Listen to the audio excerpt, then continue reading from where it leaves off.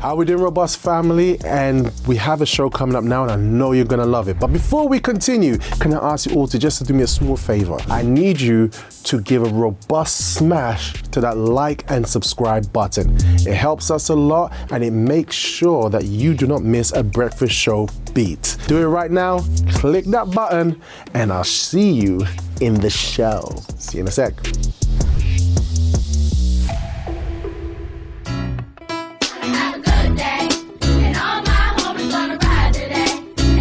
Good morning, good morning, good morning, good morning, good morning!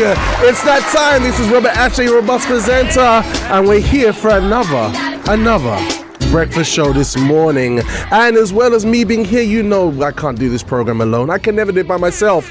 We have joining us in the studio the lady of sound, the one, the only. We call her the Shakita from the north. Kathleen, good morning to you, Kathleen. Good morning. How you doing, super lady? I'm good. Yes? How many coffees this morning? Just one. Not even one. No. No. No. No coffee today. You're looking okay with no coffee. Kat, this is a breakthrough moment. I mean, look at you. You're cognitive. You have joy. You have complexion. You know, you're doing. Kat, you're doing great. Kat, don't fight it. Don't fight it. You are becoming coffee independent. I don't believe so. I believe so. Look at you We'll smiling. see later on in the program. Oh, okay, because we just know we don't know what's happening on the inside. Yeah. It's that kind of thing. Well, Kat, I know for sure you got some bangers lined up for this morning, right? Yes. Fantastic, absolutely fantastic. And also joining us in the studios today, we have a table of justice that is already full and propagated, and I'm telling you, it's going to be bursting. It's going to be bursting out. Today we have a beautiful couple, because you know on the Breakfast Show I tried to get those married couples in there, and this is a young couple. It's a very young couple. A lovely young couple. Oh. I was at their wedding, and this dynamic duo are here joining us for Relationship Power Thursday today. And it's the one and only, it's Mark and Bea Higgins. Good morning to you, lovely couple. Good morning to you. How are you today? Amazing. Yeah, let me ask you, are you two morning people? Oh, here it comes. I am. Yeah, you are. Yeah, are you both morning people? Like, maybe it's our definition of morning person. Yeah, depends. After I have my coffee, then I'm a morning person. After the coffee, okay, so you're in the Kathleen club. Yeah, 100%. Yeah. And what about you, Bea? Yeah. I'm not a coffee person. I like tea. Yeah. Shout out to the tea people. Dutch tea, to be very specific.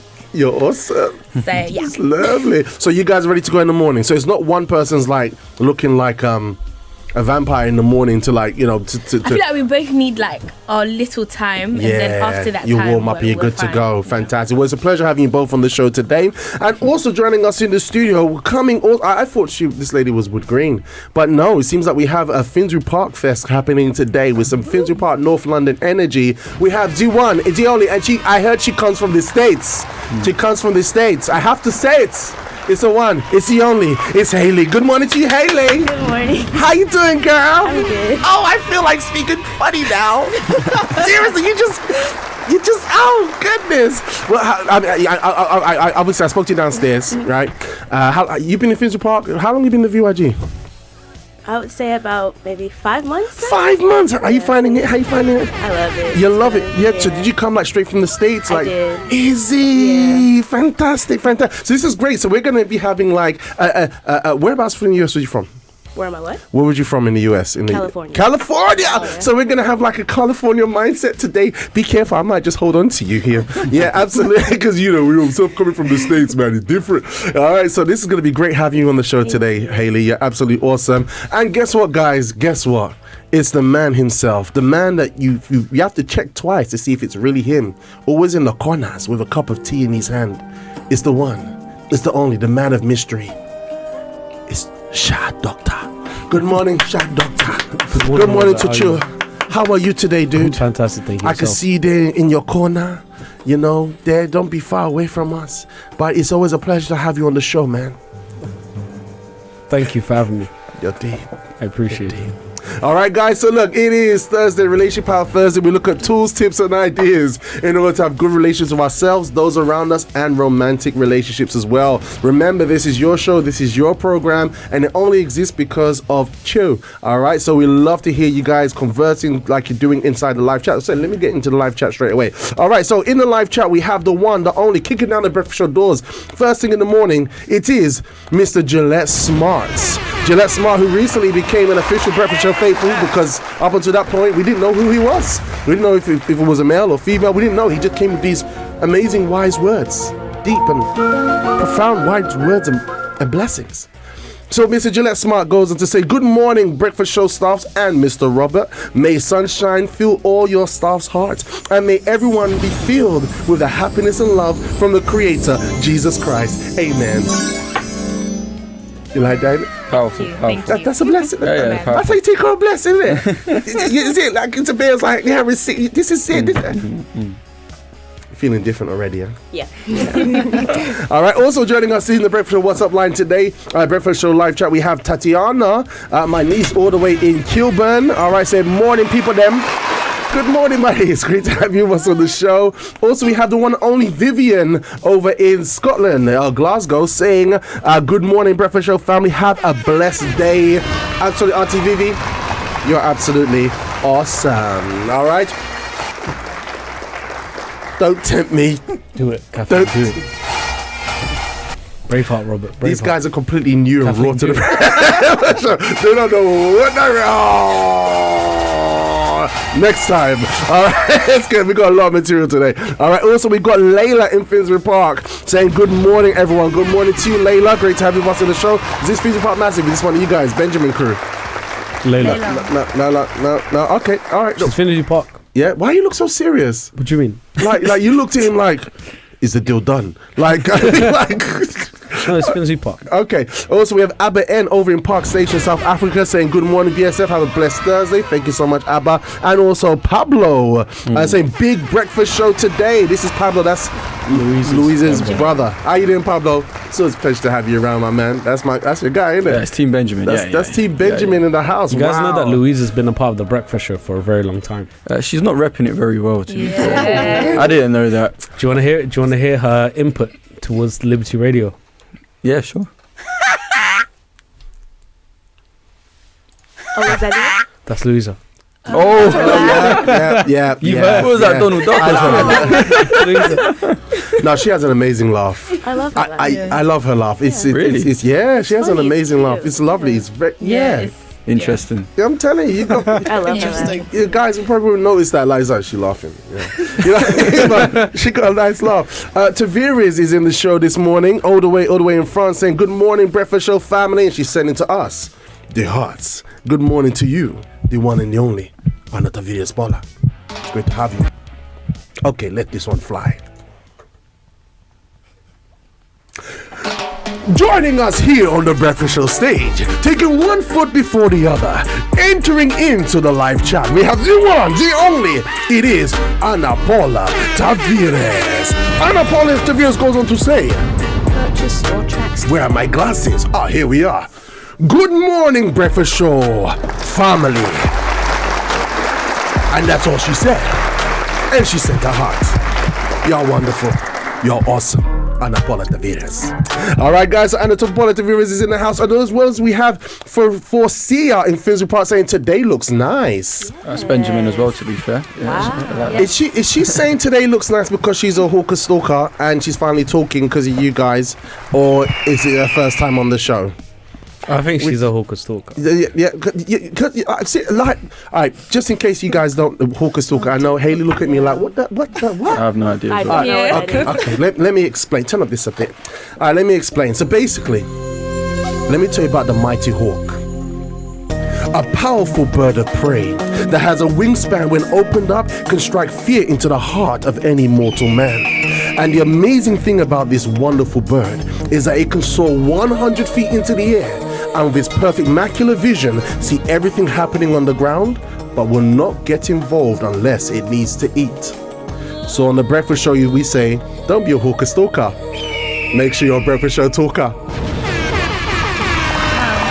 So you guys get it. I got it near the end, All right, guys. So look, we love it when you guys talk. So Farisha, it's great to have you us on the show. She says, I knew he was going to say assistant Shad. Who's that? Pussy. Okay. And then we have Dee, Sister Dee over in Croydon saying, good morning, breakfast show, fully blessed table of justice, ready for the hot topic of baggage today. That's right, guys. We're going to be looking at relationship baggage, okay? It's a theme that started off in a love talk from last week, Thursday, all right? And I think it's a really, really powerful thing for those who are dating and those who are actually married or in a long-term relationship. Huge topic. We're going to learn a lot today. It's going to be amazing. Pablo's cracking up laughing, and he says, getting tired of that laugh. Lots of laugh. Not too much on that laugh, though. Not too much. Not too much. Not too much. Not too much. Not too much. No, we can overdose on the laughter. I don't know, man. Louise is awesome. That's all I got to say. Michael over there in Zambia says, good morning, breakfast show family. Blessed, fruitful and productive day to you all. Thank you so much, Michael. You are awesome. I can't wait to see a new picture of you and your special lady. Yeah, there are amazing relationships happening around us, Kathleen. Michael, he's in Zambia. Okay. Yeah, so yeah, he used to talk a lot more, but yeah, so you know, he's the dude. He's assistant in Zambia. It's lovely, lovely. But he's taking ladies, so don't get any ideas. Anyway, we have Chioma joining us, also from Finsbury Park. Hey, Chioma, great to have you with us on the show. I like the way you guys look at each other. You're like, so they're repping, they're doing well. All right, then we have Inetta from Finsbury Park saying, good morning, breakfast show. Good morning, Inetta. Great to have you with us this morning on the show. I haven't heard from you in a long while. Will is with us saying, you did get there in the end, Robert. I did. I think he's talking about the title. The title, yeah. The title. Auntie Vivi's sending love. Elliot in the Netherlands says, good morning, BSF. Have a blessed day. He's a new breakfast show faithful. And Isaac Hango says, good morning, breakfast show. Who's that? He didn't even watch the program when his dad was on. Oh, wow. This is what points do to people. I know, right? It brings out a different side to people. Nothing better than a bit of competition, eh? Absolutely. So look, guys, we're gonna go for a very short time out, but today we're gonna be looking at a relationship baggage. As you know, on the breakfast show, we put a little bit of spin on it. Okay, we have elements from last week's love talk, but also we're gonna be showing some TikTok shocks, and we're gonna be asking you the question. You know, what is it? Has anxiety affected you concerning your relationship choices? How has anxiety affected you? So that's going to be a question that we're going to be asking today. We even have the one and only Happy XL joining us saying, good morning, breakfast show peeps. Looking forward to the show today. I've got one eye and one ear tuned in. Okay, that works. Hey, look, man, it's great to have you with us, super lady. It's great to have you with us. It's because she's working. She sent me a message, but you know. Yeah. Oh, she messaged you. Yeah, she did. No, yeah. I know, right? It's because we were sitting right next to her about half an hour ago. All right, and Alice is here from Finsbury Park saying morning or good morning. All right, another one. Yes. Yeah. I'm telling you, it's good. All right. So, by the way, Pablo says whole of Benji on the show today. Well, yeah, it seems like we have a Benjamin takeover. But wait a second. Did you two tell Haley to come, or did it like? Do you know what it is? She's not really in Benjamin. Okay. But she wants to be in Benjamin, so we're just embracing her right now. Haley, is that what's happening? She's even wearing grey. Yeah. Is that what it is, Haley? Is that what it is? You need to be proud of your team. She's not admitting it as well. Wait. So Haley, what team are you? I'm in Manasseh. Yeah. Is anyone from Manasseh tuning in? We didn't see no one from Manasseh tuned in. Where's the loyalty, eh? Where's the loyalty? Do you want to send a few messages during the break? Shad is adding his salt and pepper on All right, guys. So look, I've got a TikTok shock here. I've got an interesting TikTok shock here. I've got quite a few on today's subject, and it was trying to choose something that wasn't too controversial. All right, that Bishop was going to go into, and I think what we'll do, we'll show the one with that's it. The one with the lady sitting on the white chair. That's the one. That one. All right. So this is a thing that people are talking about, attachment style.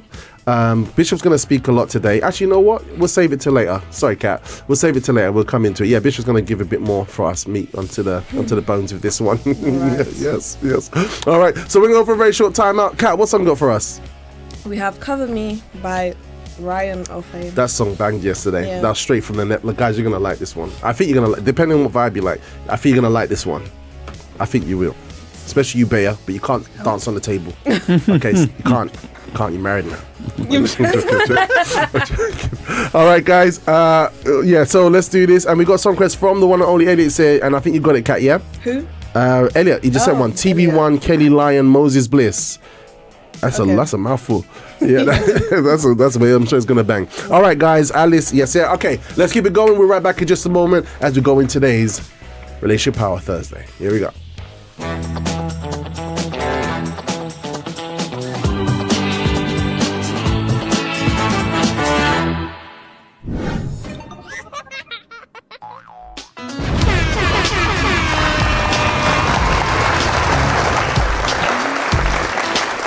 Okay, good morning. If you just joined us, this is your breakfast show. We're here every morning from 8 a.m. till 10 o'clock, starting your morning with vim, gusto, determination inside of the heart. And joining me, we have the lady sound there in the corner, the one and only Kathleen, dropping a tune. By the way, our sister Dee Dee says, DJ Kat, nice tune, cover me. Thank you. Yeah, that's actually from Elliot. It wasn't Kat. Yeah, Elliot sent it to us. Wow. Yes, you played it. You did play it. Wow, Robert. You did play it. That was No, there was no animosity there at all. No, not at all. It's just Elliot sent it. He's listening right now. Is it because you guys are wearing different colours today?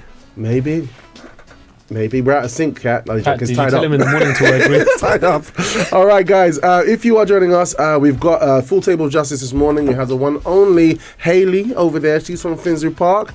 Say hi, Hayley. Hi. Hayley, how are you finding your morning today? Pretty good. I just enjoy it when you speak. It feels like honey on my ears. Like, seriously. So I see you got an American accent. Mm-hmm. It's just great having you on the show today. Thank you. Awesome. And we've got the two dynamic lovebirds, Bea and Mark, joining us as well for Finsbury Park. How you doing, two lovebirds? Yeah, all good. Yeah. I think they're still loosening into the breakfast show vibe, you know? Because I don't think they're like this when it's VYG time. No. I think Mark is still warm up, definitely. I don't think you want us to be like VYG time here. Yeah, are you sure you want that? Honestly. You see how Bea's eyes were opened up? Yeah. It's there, you know, it's a lockbox just waiting. I'm not that person right now. But it's beautiful. And was just talking that you guys have done a year. Was it your wedding? It was such a blessing. And I'm really anxious. I'm really keen to see your take on what we're going to be sharing in the Love Talk today, seeing as you guys have crossed over to married life. And to see your individual points of view from a guy and from a lady, and also you're still single at the moment, all right, to see where you go in this and how you pick up on the things. But before we continue, I just want to say a huge good morning to Jade over in Wolverhampton. Jade, see these guys, they're in VYG, but we know where it was started. Ain't it right, Jade? Over there, yeah, soldier. All right. Also, we have Chanel in South Africa saying, good morning, Breakfast Show family.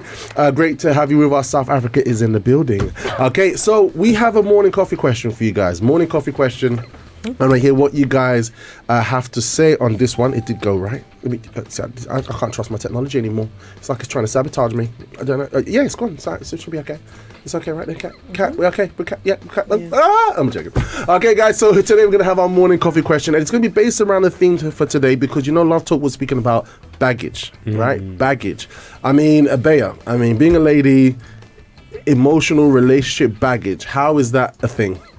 From what you've understood? I think it's a big thing because obviously you come from like your own life where everything's always kind of gone the way that you wanted it to go, obviously to a certain extent, but everything's always kind of gone the way that you wanted it to go, and also you deal with your emotions in your way, and most of the time you're only around other ladies like you who are also emotional, so it can be baggage that you carry expecting that the other person is going to be that same way, and then that's interesting. That's very interesting because what she said just sounds like all good things. Like everything's gone the way you wanted it to go. You've always been around like-minded people, so you have a certain level of support. So you kind of, not in a bad way, but it's kind of like this like really healthy, but I don't want to, you know what I mean? The thing is that it's just that it only clashes because it's a female thing. Yeah, exactly. So you expect like women around other women. You won't notice it. You're in agreement. You're in an environment of agreement with you. Exactly. Right? Yeah, there's no one saying, hey, look, you're wrong. Like, calm down. That's interesting. Would you agree with that concerning being a lady as well? Like, you're still on the other side. Your thoughts, like, in relationship baggage, do you see that as something that that could project into a relationship, or that a lady would have to work on, or I do think it is something that. By the way, she's coming from the States. Yeah. I just want to point that out. Yeah, because over there everything is 10 times what happens in the UK. That's what I'm saying. I do think that emotional baggage, in terms of carrying your emotions, is something that ladies can work on, because we do tend to make decisions based on our emotions. True that. Which then can. I should have Bea to say that. I'm not saying it's all ladies, but most of the time we make decisions based on how we feel, and that can then carry on to whether we're single like myself or whether we're then going into a relationship. And that can really hinder, you being with that person, because then they're like, wait, what's going on? Like, who is this? Because everything you do is based on your emotions. So it could be really like, it could kind of hurt yourself and the relationship, and you have to take a step back and be like, it's actually me that I need to work on. So there is baggage there. Do you feel like there's a like a network of support amongst women that is just like a common level of like a universal understanding? I do think that there is, but I feel like sometimes they may find it hard to accept. Like they may find it hard to say, I'm doing this because of my emotions, or I'm doing this because I'm angry or I'm hurt. Is that what Bea was saying? You just probably be oblivious. Right, yeah. I think, for me anyway, I think there is definitely like a common network, like you said, of like understanding. But then I think that's why you also have to make sure that even when you're single, that you have the right friends, because it's like there's that network of understanding of those that take it to one side, and then there's that network of understanding of, yes, we're all women, we can be emotional, but at the same time, I know how to slap you out of it type thing. So Beautiful. And now Mark, I mean, you're a dude, you love football, you love the game, you're a dude, right? Men and baggage. Firstly, do you think men notice that they have emotional baggage, or they just deal with it differently? From being single, because I know you were single in faith, I've given my heart to Jesus, for God, right? Yeah. And then going into a relationship, I think it's just hard to turn it on, because I mean, when you're single in the church, you get told no emotions. Yeah. You've got to be a robot, be ice cold, and then you start dating, and it's like, wait, no, they want that emotional side. You get married, and they want more of it. And I don't know. I think, do you know what it is? There's just a massive difference between the way that I think guys do it and the way girls deal with it. I have my emotions, but I feel like guys, we just tend not to care about a lot of things. We're just so simple. I think girls, just any little thing is just... I like to rephrase it. I think we're bigger picture. In the sense of, we think more in the sense of, in the long run, it's not going to have much weight. And so it's not that we don't care, it's just our priority is more focused towards the end goal. Well, are you talking about in a relationship or being single? Both. I mean, in terms of, like, for example, we'll normally we might see it as something small and we might gloss over it, but that's because our mind is more like bigger picture. And so it's not a case of that we don't care, because I think we've been told a lot that, guys don't care. But I think it's more of a case of we do care. It's just we care differently and we care about different things. Okay, if that makes sense. And I think another huge thing is that we don't communicate it so well. No, that I think is I'm not crying. I know, but just concern my. But then that's why I feel like guy friendships are so. Like, we just get each other. Like, with guys, one thing I see is, like, for example, my friends, I cannot speak to them for a couple of weeks or a month, like some friends, and it's like, we know the love's there. Girls, if they don't get a text within a week, we're not friends no more. I'm actually not like that. We're not friends no more. It's just, that's how I feel like guys, we just get each other. Like, we're just simple. It's not that we don't care, it's just, listen, I've got other things to do. Yeah, okay. So relationship baggage, so it could be there, but we just park it somewhere and we're not bothered. Yeah, do you know one thing about us guys? We don't like stress. One thing I realized in myself is I just hate stress. Okay. If I see something's gonna be stress, I'm just gonna leave it alone. Yeah. But girls, they want to dive into that. You know what I mean? Into that suitcase. They want to dive into that, and they want the stress. Okay, all right. Bea's looking like we're gonna get more into this. All right, because relationship power is Relationship Power Thursday on the Breakfast Show. Okay. So there's gonna be an interesting program, and we've got a lot of comments happening here. I want to say huge good morning to Mark at UTF. Mark over in Croydon. Good morning to you, champions. Great to have you with us on the show. Oh, yes. We have Sharon from Stamford Hill saying, good morning, BFS Stamford Hill Connected. It's great to have you with us, Sharon. Lorraine from Bullring. How are we doing, soldier? Saying, good morning, Assistant Robert. And Breakfast Show crew, Mighty Bullring, PCG Connected. Love it. All right, guys. So we're going to go to our question, our morning coffee question for today. Kat, play that track. What is it? The question is... Yeah.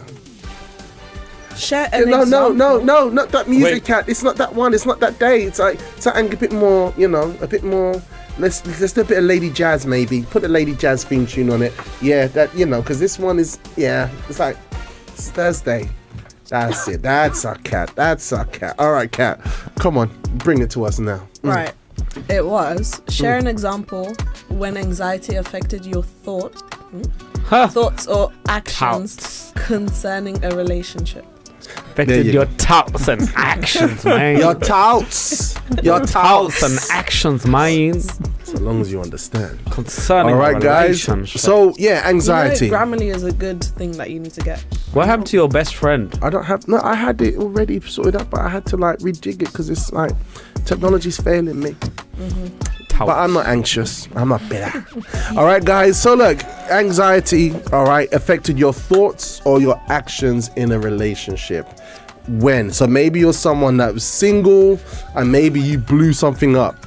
You said something wrong. I remember that I was so anxious. This is when I was single. There was a lady, I used to call her Halle Berry. Because she looked like Halle Berry. Because I used to always have a thing. Why am I a bit worried about this conversation? I don't need to worry. Me and Mark, we're okay. We you guys, we okay. All right. We okay. All right. And so guess what? Because I was anxious, guess what I was doing? I was literally stalking the lady through college. And just waiting for an opportunity to kind of speak to her. We had a feeling when you said that. Go on. You know what I mean? And so I was there, and I remember I'd be in the library. She'd be lying, I'd be like. And I'd be reporting back to her. And so I was acting like I was crazy. Why? Because I liked her. I didn't have the courage. So I had a conflict of interest. And then I kind of swooped in there. And that time I wasn't serious in my faith. And I managed to invite her to church. But I was acting completely bizarre. I was trying to pretend to be cool, and I think there's a bit of anxiety when you're approaching someone, right? But the fact that I was actually stalking a lady, and this is before Jesus, okay? this is before the account with it all from very important disclaimer. It's a very important disclaimer. So you know what I mean? So it's that kind of thing, that kind of anxiety. I wanted to have a Halle Berry on my arm, pursuing her, even though she had a guy in the college apparently. So that was my one there. All right. Anybody else have? Let's start confessing, guys. Yes. Anyone else have a situation that affected your actions and your thoughts because of anxiety? Anybody? Send it through. We've got Lorraine commenting here. She says, "True assistant, Mark. Keep it simple. Don't work with the heart. Work with the mind. As even when I don't see my friends for a while, as we live in a hectic lifestyle, and when we see each other, we pick up where we left off. As we pray for each other and cover each other with God's protection." Amen. Keep it simple. Everyone's different though. Everybody's different. Some people be like, "What's up, man?" Make you guilt trip you because I know guys that did that. There was a friend of mine that I would say I failed him at that point. Yeah. But I basically, when we would meet up, because I worked very hard, all I wanted to do was just have fun. Yeah. And so he'll be like, "Shad, I need to talk to you." And I'm like, "Look, man, I'm busy. I just want to hang out. Let's go watch something. Let's go for a ride. Yeah. But play basketball, whatever." And I did that for just over a year. And then there was a day I was just at his house, we're playing games, and then he was like, "Look, Shad, I need you to stop. I need to speak to you, and you can't say da da da." And then by the time he spoke to me, because it's been over a year that he's been struggling with this thing. Yeah. It was like, wait, you didn't speak to him for a year? No, as in we would meet up, but we would just have fun. Like I didn't want to talk. Do you know what I mean? Yeah. I just wanted to hang out. Yeah. Like I'm a busy man. I work very hard. Mm-hmm. If I come to hang out with you, I'm not here trying to have serious discussions. My mind ain't ready for that. I don't know, dude. I don't know. Because sometimes I think if you're in the faith, you're also looking out for your brother's soul. Yeah, I know. That was a mistake I made. I put that out there. I'm very open about it. Okay. Yeah. All right. But anxiety. Let's go over to Bayer to warm things up, because I know Bayer's like flowing water. All right. A time when anxiety affected your thinking. I'm really trying to think of like a good example. Mm-hmm. Let me see. Anxiety. Let's go over to the lads. Mark, you got something? Yeah, it's a bit of a funny story. So it was in secondary school. I remember this actually. There was one girl that I was trying to pursue for ages, and you know when you're finally getting there. You know what I mean? The BBM's popping. Yeah, there's progress. So there's progress, and then I was in the school football team, and we had a big match coming. And everyone was coming to watch. So I already knew everything was going off. Everyone was getting ready for this match. I knew she was going to be there. So I was like, you know what? I'm going to do the 5 step overs, kick ups. I'm going to score a couple goals. You're funny. But the thing is, I bottled it. Like, I had the worst game. And I got to, I think it was like 30 minutes into the game. So I said, listen, in my mind, I was like, I'm having the worst game. How can I get out of this? Yeah. So I pretended to faint. Oh, no. I pretended to faint. And then I used that as an excuse why I had a terrible game.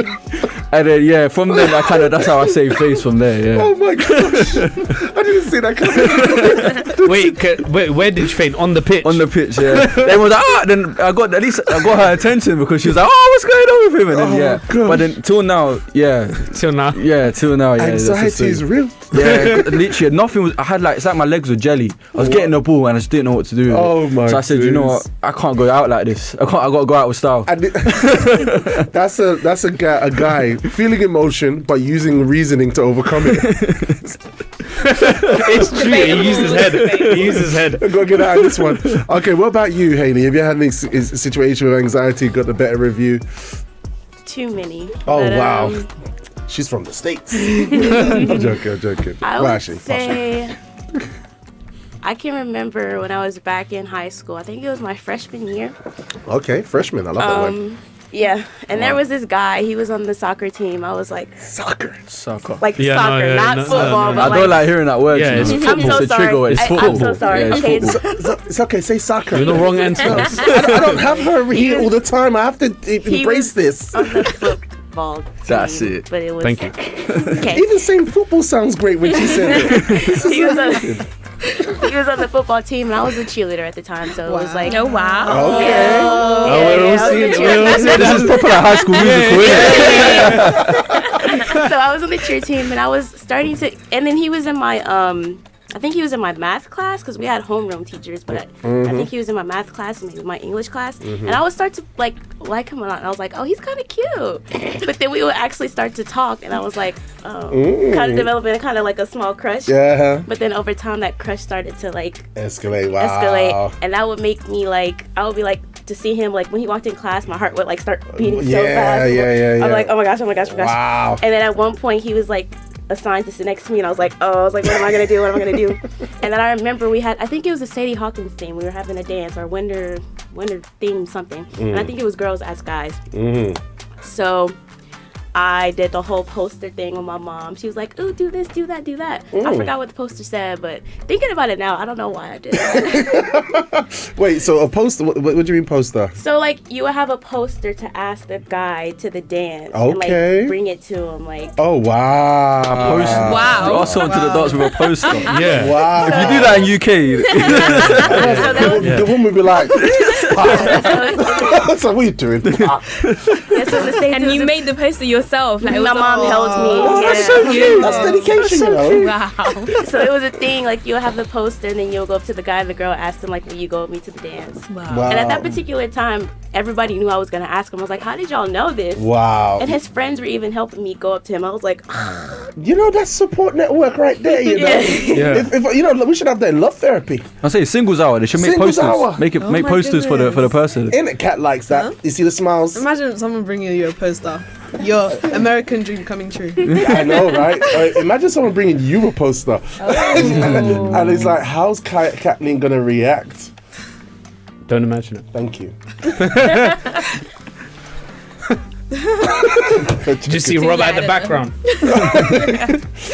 Okay, but how did it work? So did he engage? he said, he said yes. He was a bit nervous too, because the thing is, it was like everybody was there, and it was like in class, so we weren't like, I wasn't expecting to ask him right there in that moment, but I had the poster, and then word got around, and his friends were like, let's go, and I was like, oh. Well, I think that's to be respected. A woman like going forward, and you know what I mean, saying look, this, even if you felt anxiety, you overcame yourself step by step. Oh my gosh.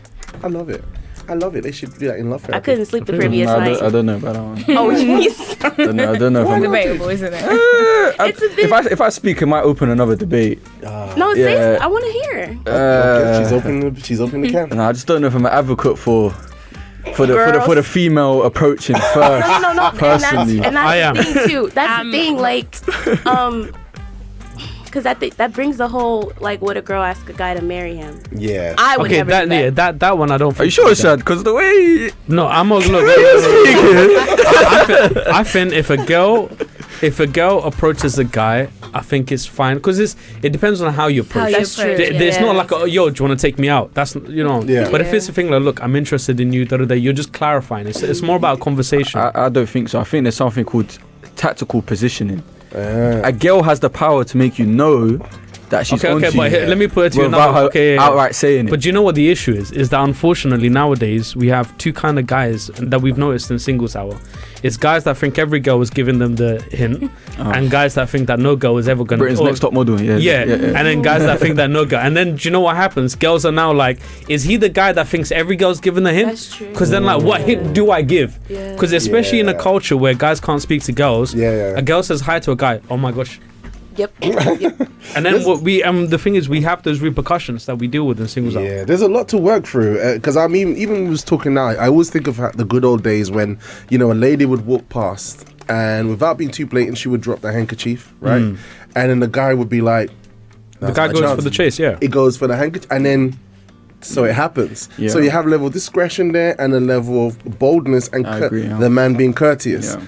So 2024, it seems like we got quite a few things to work through. Yeah, because it needs to be that common language of like, for example, if a girl is constantly around you, then you might start noticing her more. Yeah. But then, unfortunately, what's happening is that those common things now are sometimes considered as a bad thing. That's right. And so now a guy's like, guys, you know what I mean? No, guys look at it as if something's wrong with you. Why is she dropping her handkerchief for? Exactly. And then girls are like, and then girls are like, I don't want to be disrespected, so I don't want to do that. So now you have girls that don't want to give a hint and guys that don't want to go for the chase. Only God, man. 2024, it's only Jesus to help us. Yeah. We have Happy Excel saying, I agree that men are not as communicative as women, but the ability to communicate clearly with your partner goes a long way to establish a firm foundation of understanding and minimize stress. When a couple do not communicate, they don't get to know each other.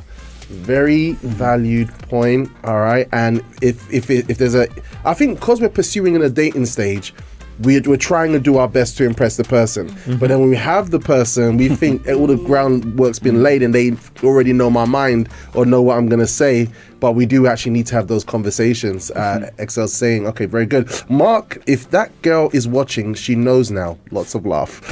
What happened on the pitch back in the day. Anonymous ending 432 says, in school, a guy had a crush on me and I him.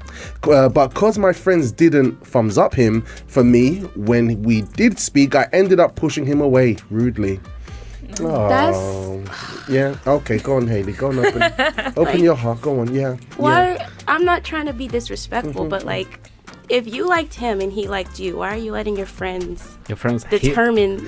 Like, maybe the friends liked him. That happens. Especially at secondary school. It's all politics. It's all politics. I don't know. I think the friends say is a big thing. To be fair, it does. It does, but. But what type of friends? And that depends on your friend's maturity. Like, I would trust a married friend. Yeah. Right. I don't trust single friends to give advice on that. Oh, I don't agree with that. But even my rule is don't take advice from single people about love life. Because what do they know? Wait. They know things. They know things. Character stuff, yeah. Like, for example, if I'm like character stuff, like if someone knows something about lying or whatever.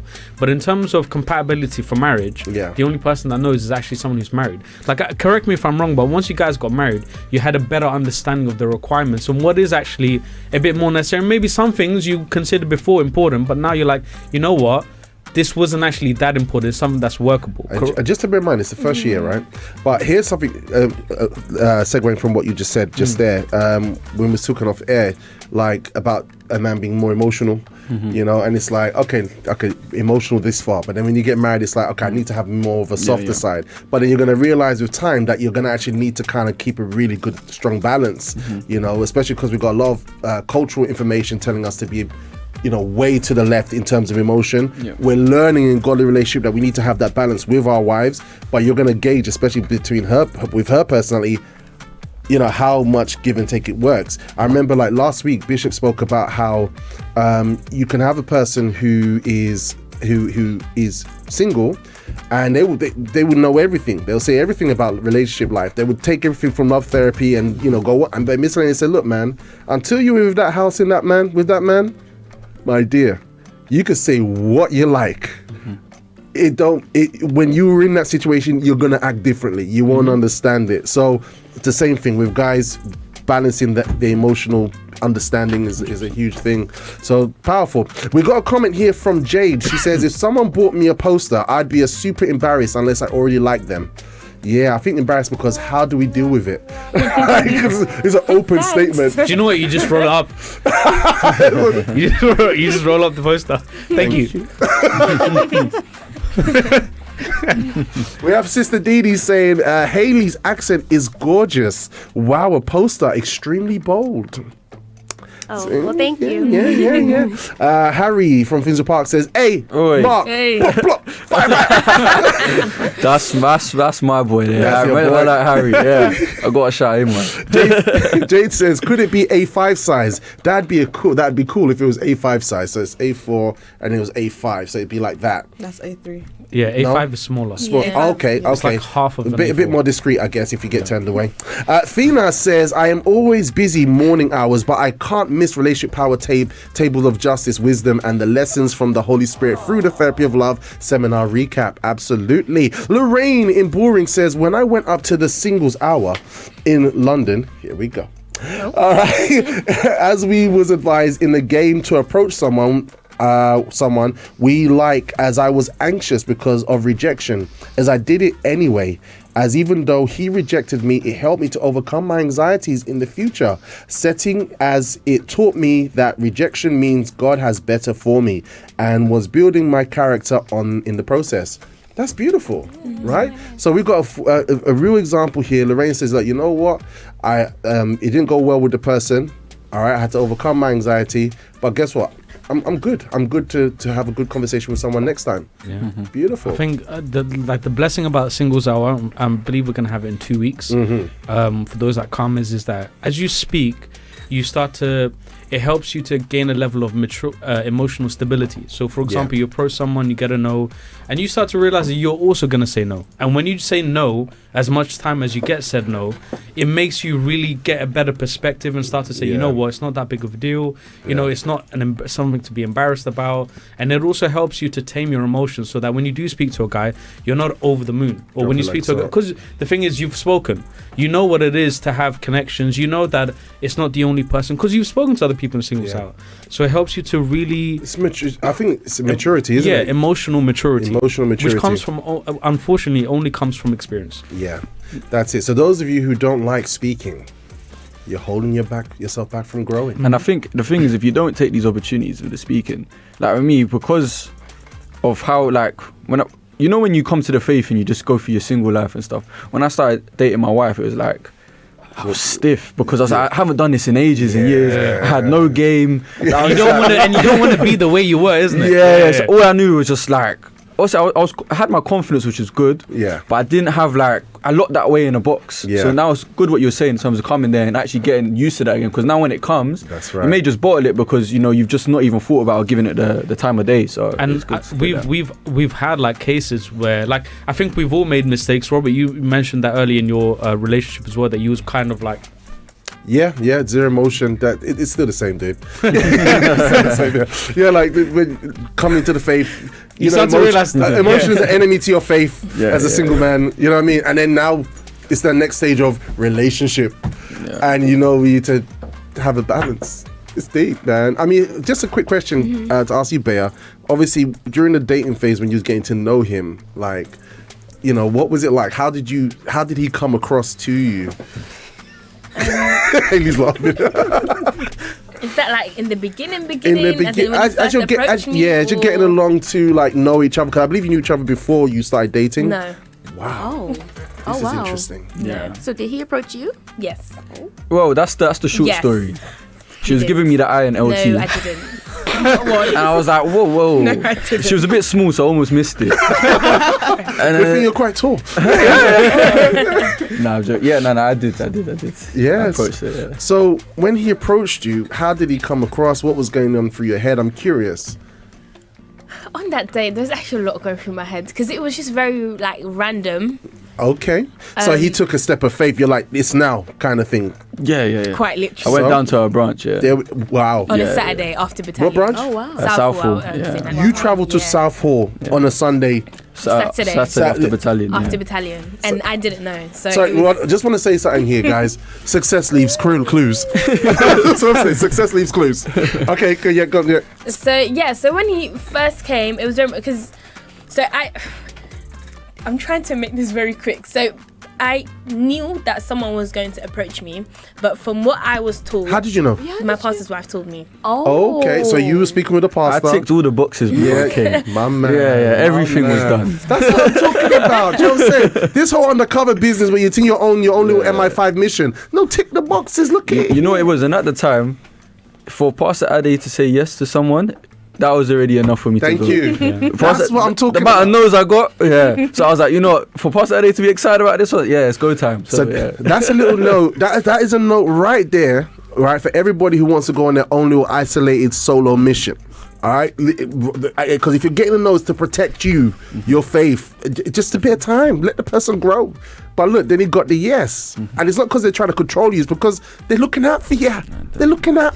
Anyway, go on. Yeah, so, but from my pastor's wife thought that it was going to be on the Thursday in love therapy. So I got that call from her just before I went to love therapy. So you can imagine that whole journey. I was like, oh gosh, someone's going to approach me. I don't know what's going to happen. Wow. Like, it was very... And then she said, like, make sure that after love therapy, you don't run home, like, give him time. But then nothing happened on that Thursday. And it was even funny because on Friday when I saw her in church, she was like, oh, it's like, you didn't even message me. Like, what happened? So what happened on Thursday? So basically, I was told by the pastor, don't do nothing until I tell you to. Okay. He's obviously pastor at the time went to go speak to her pastor to get the DBS check. Yeah. And he basically said, don't approach until I tell you to. So that Thursday that she was saying that I was going to approach, I got told to hold off. Okay. And then I got the thumbs up on the Friday. That's why I went down on the Saturday. Yeah. Okay. Yeah. So because obviously this isn't like about you guys today. We're talking about the subject of emotional baggage and anxiety, but talking about him, his persona. We know about his thoughts approaching you. How did he come across?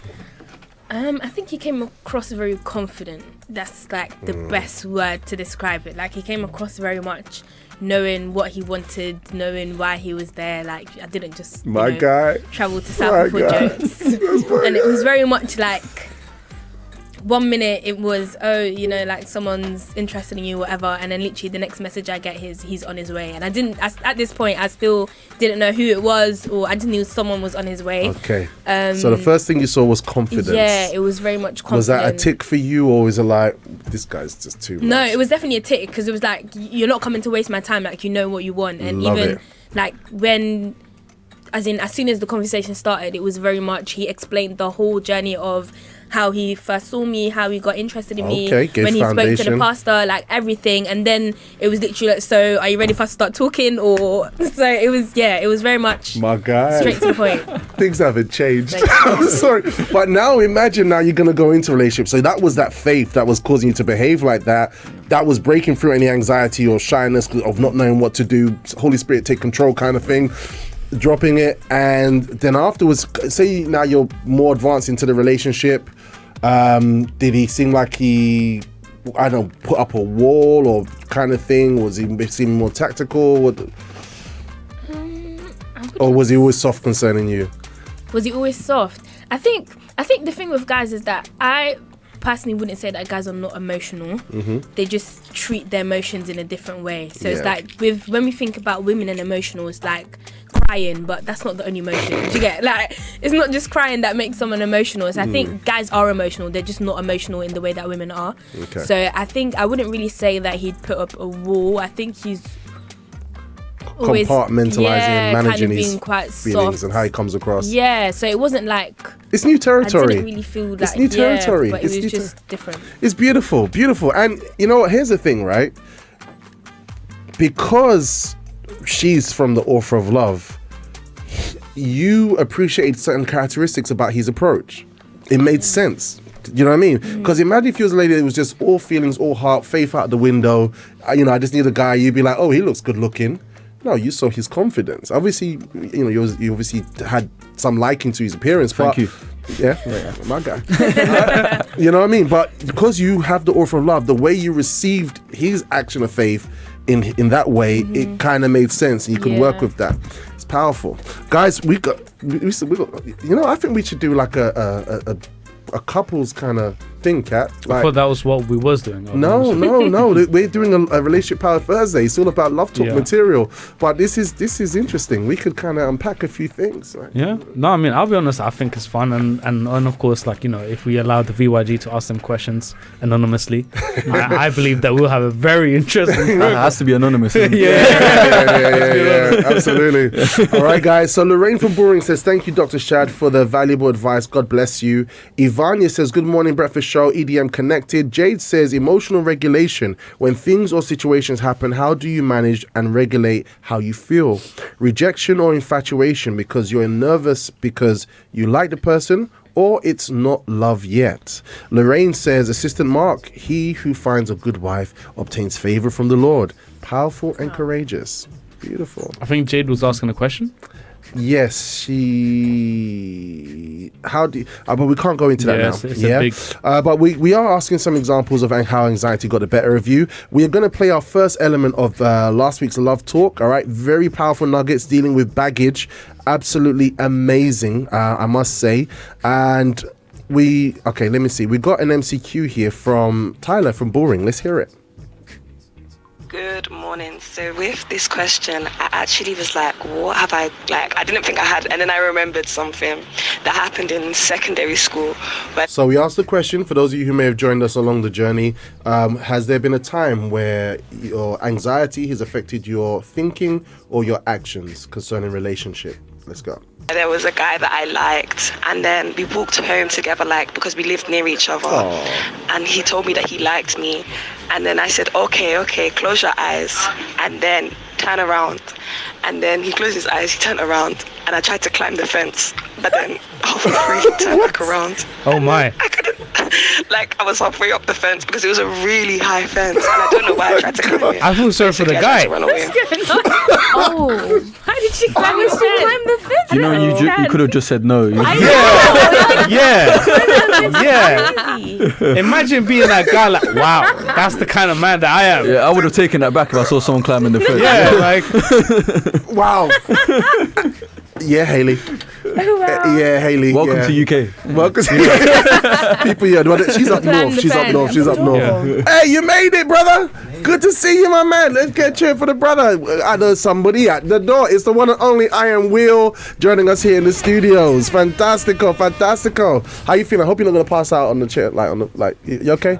You feeling okay, brother? Yeah. Please take a seat. Take a seat in the table of justice. Fantastic. All right, great to have you with us. So, guys, as he settles in, we're gonna go into the first part of today's love therapy. Anxiety can mess with us, even help make us climb fences when we could have just said no. Or we wanted to say yes, but we climb a fence. Anxiety. All right, so we're gonna get more into it today. Ain't that right, Hayley? Mm-hmm. You ready? Yeah. So I just any opportunity to hear your voice, Hayley. So it's just watering my ears like honey. This is great. We're in California. It's lovely. We're gonna go into the first part. Don't go anywhere. Everyone's cracking up here. Let's see. Okay, let's keep it going. First part, number 1. Kat, play that track. Today we are going to see, and we're going to be understanding about baggage over the next few Thursdays. But we are going to see how one of the tribes of Israel was destroyed or made to suffer because of baggage. Now, then, the tribe of Dan went to fight against their enemies, and they lost the first few battles. And when they lost the first few battles, they panicked. They became anxious. And every time we become anxious, we mess up. And when people have this baggage of anxiety, what starts to happen? Just like when you're cooking and you don't want to wait, you end up eating the food raw, undone, underdone. What happens when people, they get anxious in their love life? They make bad choices. What we have the most among us are people who are single and they become anxious about their love life, which is the story of this real life story soap opera in Universe. A young woman, she was in the church and she went to a wedding in the church. And the girl who got married told her, if you don't get cracking finding yourself a husband, everyone's going to get married and you're going to lag behind. And that word made her what? Anxious. I need to find someone. I need to find someone. And then when you're anxious, you can't see what is evident in front of you. What everyone else can see. Everyone else can see that that person is not good. Everyone else can see that person doesn't have character. Everyone else can see that this is going to be a problem. And the only person who can't see is the one who is what? Anxious. And then mistakes happen. The problem is that mistakes in the love life is not like getting a wrong job. You got a job, you didn't like it. What do? You quit and you get another one. What are the consequences of getting a job you didn't like? Not great. Not many. But people think, if I date someone, get married with someone, it doesn't work, I get divorced. Is it like this? No. Anxiety makes people make mistakes that they then pay for the rest of their lives. Yeah. Anxiety. So the first baggage that we're looking at today, all right, one of the baggages that we have that we can have when we're single and go translate into our emotions is anxiety. And it makes us make decisions that we regret for the rest of our life. Now, let me ask you on the table, have you guys seen, I've seen that play out. I've seen it play out in the VYG. I've seen it play out in an environment of faith, where because of anxiety, the person felt that they needed someone. The person felt that they needed emotional connection. The person, they thought they needed this boy. They needed this girl. And literally everybody is saying, or those who's not emotionally kind of say connected into the situation is saying, you know what? I don't think this is a good situation. I mean, have you seen that, Bea? Yeah. Yeah, what's it like dealing with a person in that situation? I think, like, similar to what Bishop was saying, is like the person is just very blinded. So it's kind of like their anxieties are almost speaking louder than the voice of God or the voice of reason is speaking. So sometimes it's kind of just like you just want to tell, like, if you just sit down for a minute and think about this logically, you'll very quickly realize that this isn't making any sense. But because of the anxiety, it's like that voice of reasoning or that voice of God is kind of muted in their mind. So it's hard. I mean, I'm human beings are human beings wherever they are on the planet, but I feel that in the States people are a bit more emotional. They are, and there's a lot of this. So, yeah. I mean, what do you have to say on that? Because I used to be one of those people. Oh wow! Unfortunately, yeah. I would make choices regarding some guy that I liked based on how I felt. And I would always be anxious, like, does he like me, does he like me? I actually remember my first quote-unquote heartbreak, my first rejection. Oh, wow. And I think I told the guy, well, I don't remember if I told him that I liked him. I just remember I got some type of rejection that night, and I was just in my room just bawling my eyes out. Wow. Bawling my eyes out. And I told myself, I was like, I'm never going to tell a guy I like him again. Really? Because I was like, I don't want to go through this. That's crazy, right? Yeah, but people in the States, I don't. They tend to make choices based on how they feel. Because, it's kind of like I'm scared of rejection. It's like a fear of rejection. Like, is he going to say yes? Is she going to say yes? It's like it's really something that needs to be worked on. How about being blinded to the obvious red flags? That's true though, because you would I feel like you would know that the red flag is there, but because you like them so much, you don't want to admit it to yourself. But then maybe you'll have your mom or your dad tell you this isn't the person for you, or this isn't something that you should be doing. But because you like them so much, or you think because the word love is used a lot, so you think you love that person, but you don't really love them. But because you're so come with all the emotions, so you're using the word love, but you don't actually have a meaning for it. It's associated with feelings. So I think even on the red flags as well, it's very much like sometimes it's not even that they necessarily can't see the red flags, but they have a reason to back up why it makes sense to them. So there've been times, for example, where I've spoken to someone and it's like, oh, but what about this or what about that? And it's like, oh no, but it's because you don't understand the person the way that I do. Or it's very much like, if you understood why they're like this or why they do that, then and it's like it's not that they can't see it, because clearly you can, because you're telling me, but they have in their mind is they've made up an explanation as to why it makes sense. That's true. That's scary. That's true. That's true. And that is a perfect example of what they portray a lot in American movies. Like you see a girl say you don't understand, you don't know him like I do, and then that behavior then goes from the movie to what I'm actually doing in real life. So that was actually a perfect example. The only difference is in real life there are serious consequences for your life. Right, and they think that what happens in that movie is going to happen to them in real life, but it's you got to know that imagine in a movie you got 120 minutes where people don't know each other, they like each other, they form a relationship, they have drama, they overcome a bad guy. Based on emotion, they've clicked in 120 minutes, right? And then we don't see the rest. Happily ever after is the assumption, right? But they forget about different characteristics, personalities, etc. And not to mention, they came together under duress. You're going to cling to someone if you're under duress and stress, or something's life-threatening you, most probably. Will, hearing this dialogue here, what are your thoughts on what they've been talking about? Well, I'd been racking my brain trying to think of a situation that I could relate to, but I really can't so far, actually. Thank God. If I'm being honest, at best I could think of things that I've seen in media. I know. I feel like my mum would probably be better to answer this kind of question, because I feel like she watches some reality shows that I want you guys to check this clip out. I've got a video here. This is TikTok Shock, and I just want to see what you guys think of this. They articulate it very nicely in a very subtle way. Hey, just a quick interruption. I know you're enjoying the show, but don't forget, if you haven't already, robustly smash the like and subscribe button. Do it now. Do it now.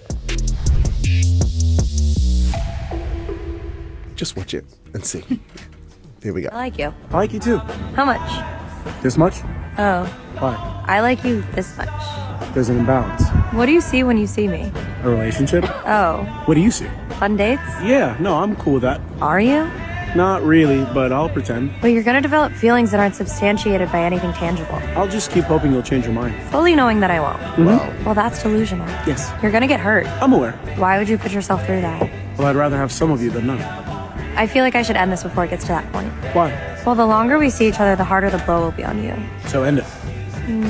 I won't. Why? Because I'm getting everything I want at your expense. You end it. I won't. Why? Because I lack the self-respect to walk away. What's another situation, Chip?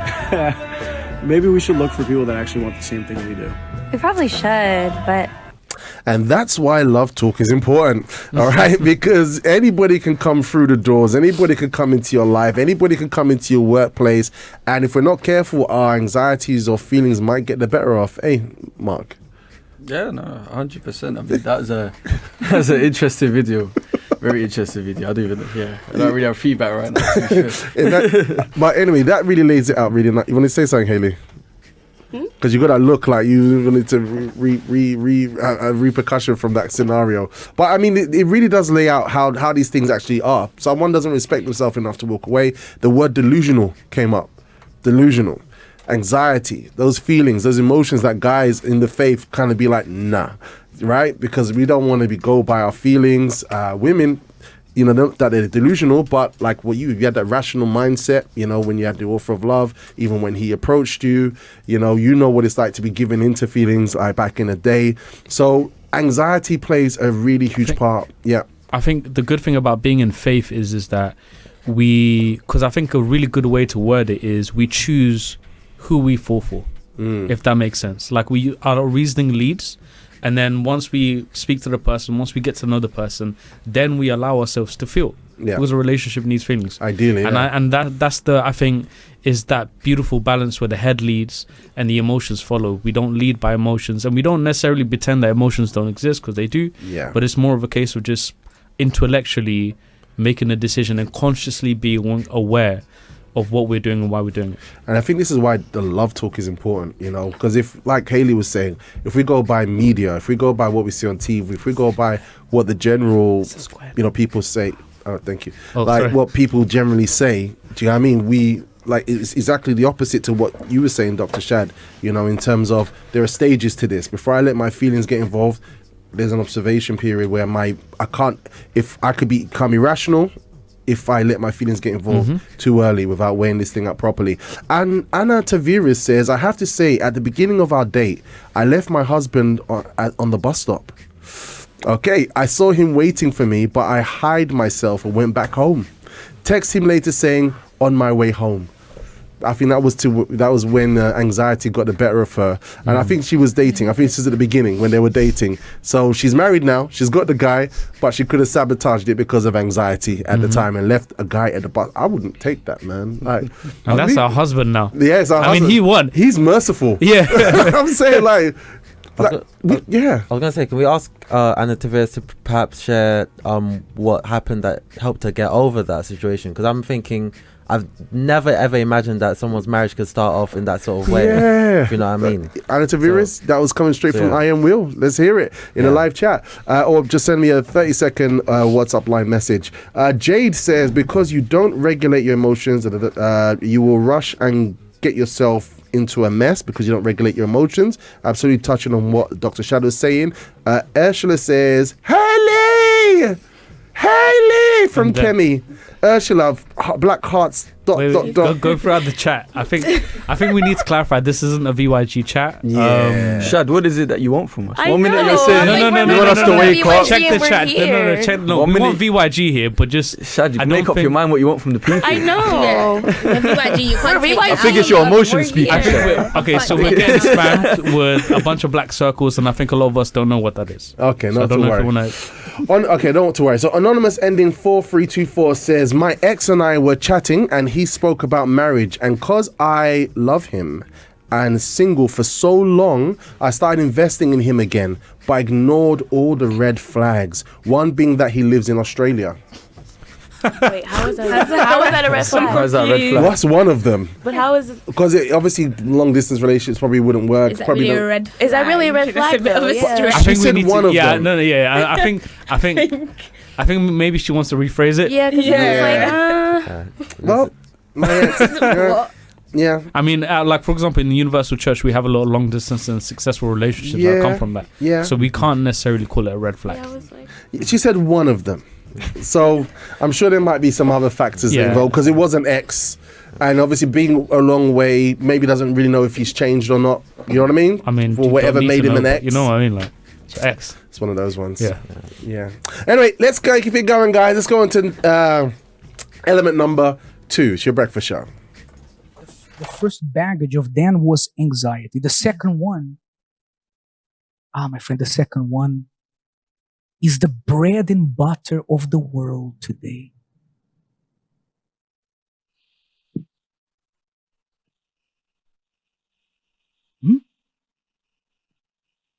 My friend, this is the bread and butter of the world today. The second one is that Dan felt like a victim. We live in a world now, my friend, there's never been this many victims in the world. It used to be in the time of our parents, of our grandparents. Maybe your parents, nobody in their family ever completed college. Nobody ever completed university. And they worked 2, 3 jobs, 4 jobs so that you could go to university. They never felt like victims, working their finger to the bone to send their child off to university, to college. And now the child has everything that the dad, the mom didn't have. But they say, but now life is so very difficult. Because you don't know the father that I had. You don't know the mother that I had. People, we live in a society where the world is full of victims. Do you know what happens when the world is full of victims? Nothing changes. Because people play ping pong in passing the blame to someone else, and nobody ever fixes anything. It's like, look how many people we have here. We have here loads of people, hundreds of people. Imagine there is a paper on the floor here, right? There's something on the floor here. And everybody walks by, sees the empty bottle. But hey, I don't live here. This is not my house. Someone else will pick it up. And who picks it up? Nobody. Someone will come and pick it up. Who does it? Nobody. And then, what do? The person comes to the church tomorrow. Hey, that bottle was there yesterday, still there today. Look at this. This is not fair. But you had a chance to pick it up and you didn't. And you blame someone else. And then people say, Bishop, you don't know the husband that I have. You don't know, Bishop, what I go through with my husband. You don't know what I go through with my wife. You don't know what I go through as a single person in the church. You don't know. Okay, but when Dan, the tribe of Dan, was anxious and saw themselves as a victim, what did they do? They committed idolatry. Adultery, spiritual adultery. You know why? Because when you're anxious, when you feel like a victim, do you know what you start doing? You start cutting corners. You skip stages. You meet someone and you say, but I need to take advantage of this moment. I don't know if someone else will show up. So you cut corners. You jump loads of stages. You go and you do things in a way that they shouldn't happen because you are anxious. You see yourself like a victim. You are in your marriage. You think, poor me, because... And then you start blaming everything. Wow. I love the love therapy because Bishop remains current, right? Back in the day, we used to have love therapy and it was good. It was good. It was good for the time. Everything relating to scripture, it was great. But Bishop, we've got a whole new host of different challenges, like I think Shad and some of you said earlier in 2024 in terms of dating arrangement. And Bishop is staying current. And one of the things we have in 2024 is a platform for people to complain and voice their issues. Bishop said that back in the day, our parents, guess what? They didn't have no one supporting them or whatever. They just got on and did whatever they need to do and got on with it. They brought results. That's what they were concerned about. If I don't do this, my son, if I don't work 2 jobs a day, I won't be able to provide for my son. Let me get it done. If I don't do X, Y, Z or learn this skill, I can't provide for my home. Let me get it done.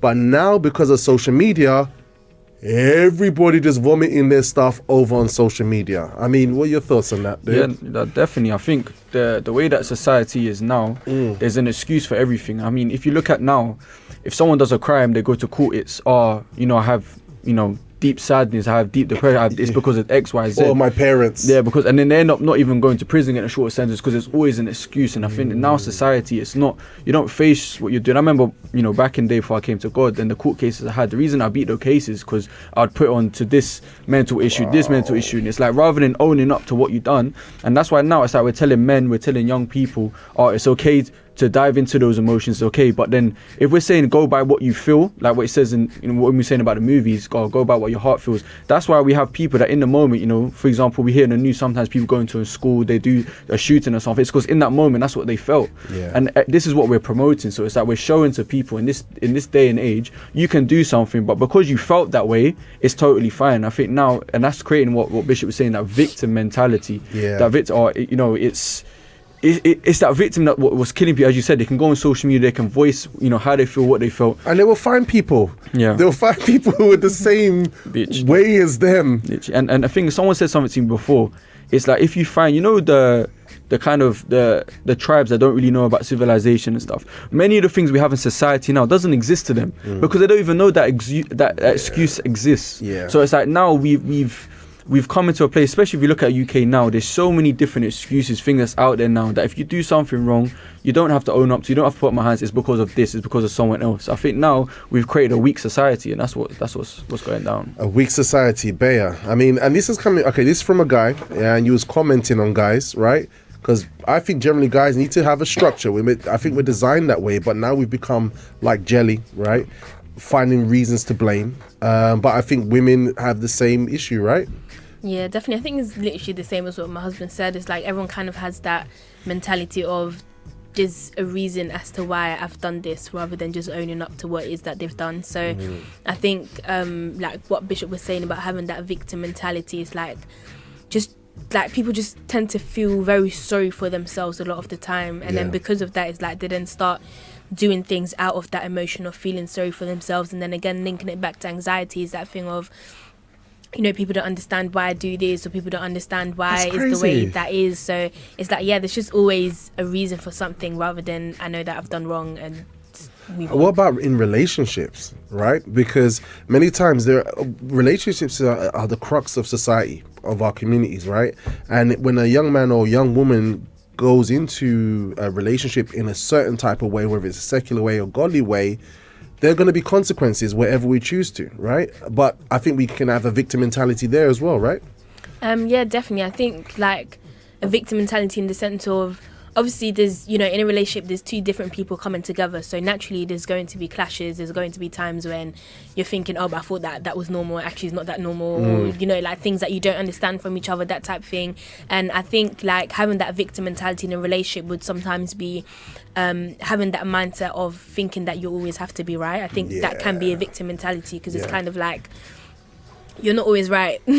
So I think sometimes that victim mentality of just thinking that you always have to be right, or just thinking, you know, that person doesn't understand me, or it's because they're like this, or it's because I'm like this, or sometimes even always finding an excuse. Like I remember there was one day when I was walking with someone and they were being rude to someone else, so obviously I pulled them up for it. I said, look, you can't be saying that. But then this person, by this time, thank God she's changed now, but by this time they'd been in the church for probably like a good 3-4 years, right? And then so when I told them, like, you're being rude, like you can't be saying that to people, you can't say it in that way, it was straight away, it was like, oh yeah, but you don't understand, it's because of my family. And it's like, these are excuses that you can use in your first 6 months in church. It's been 4 years now, you can't be using this anymore. So it's kind of like, even in a relationship, people will have that mentality of, oh yeah, but it's because of this, it's because of that, and then because of that, it kind of stops you from changing, because when you just accept things, then it's a lot easier for you to change, because you know, I've done wrong, or I said it wrong, I said it in the wrong way, so let me work on it and let me change. But when you keep making that excuse, it's going to stop you from changing as well. It builds genuine character, right? Ownership builds character. And like you were saying, Mark, now we're having a society of people who lack character, right? Blame it on mental health, or blame things on everything but themselves, and leveling up. Dr. Shad, you going to say something? There was a quote where someone said, when you're 13 years old and you have an emotional outburst because your parents beat you, or whatever trauma you had at home, you can say, like, it's because of my parents. When you're 50 years old, you can't use that excuse anymore. And the thing is somewhere along 13 and 50, you have to grow up. Like somewhere along that time. Yeah. And I think that one of the things that's really interesting, I think that both of you are starting to mention is that victim mentality comes out in many ways. Like it's not always someone who's timid and shy. Like I've met people that are like you said, like overly rude, overly aggressive. And sometimes we even mistake it as boldness, but like they're like overly the top, and it's like they're trying to like cover up something hidden or whatever. Wow. But there comes a time where you just have to be like, look, like I need to assume my own consequences. My culture, victim mentality culture. I always say, because that's why I love having you here today, Hayley. By the way, good morning to you in New Zealand. You're awesome. It's been a while. I always say that craziness happens in America and it washes up in the UK. What level of victim mentality do we have in the States? I would say, I feel like in the States, a lot of the victim mentality, you mostly, whatever it is that you're feeling at the time, whatever it is that you're going through at the time, you tend to post it on social media for others to see what it is that you're going through. And I feel like they try to get a reaction out of other people based on what they're feeling. Like, let's say I'm posting on social media like, oh, I'm so tired, or like I'm like, I feel so this and that, or like this guy did this or whatever, and then someone texts me and be like, oh, what's wrong, like, are you okay, and they're like, oh. Do you think that blocks people from having authentic real relationships? It does. Yeah.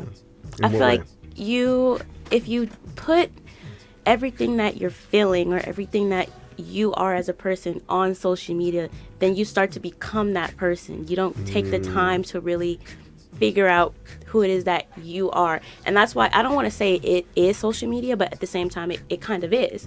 Because now we're in a world where everything that you do is online, whether it's on Instagram, TikTok, Facebook, etc. And you try to make it like a trend in a sense. And that's where it gets really annoying, because you can't develop as a person. You can't develop if you're in a relationship if everything that you are is online. Yeah. So it's like... Yeah. I think like we can create a character, right? We can create a caricature online. That's not really us, right? But we're voicing our strongest feelings, our emotions, through text or through these images, but when people are not really seeing the real side of us, right? That's probably why when people voice things and they get backlash, it hurts them even more.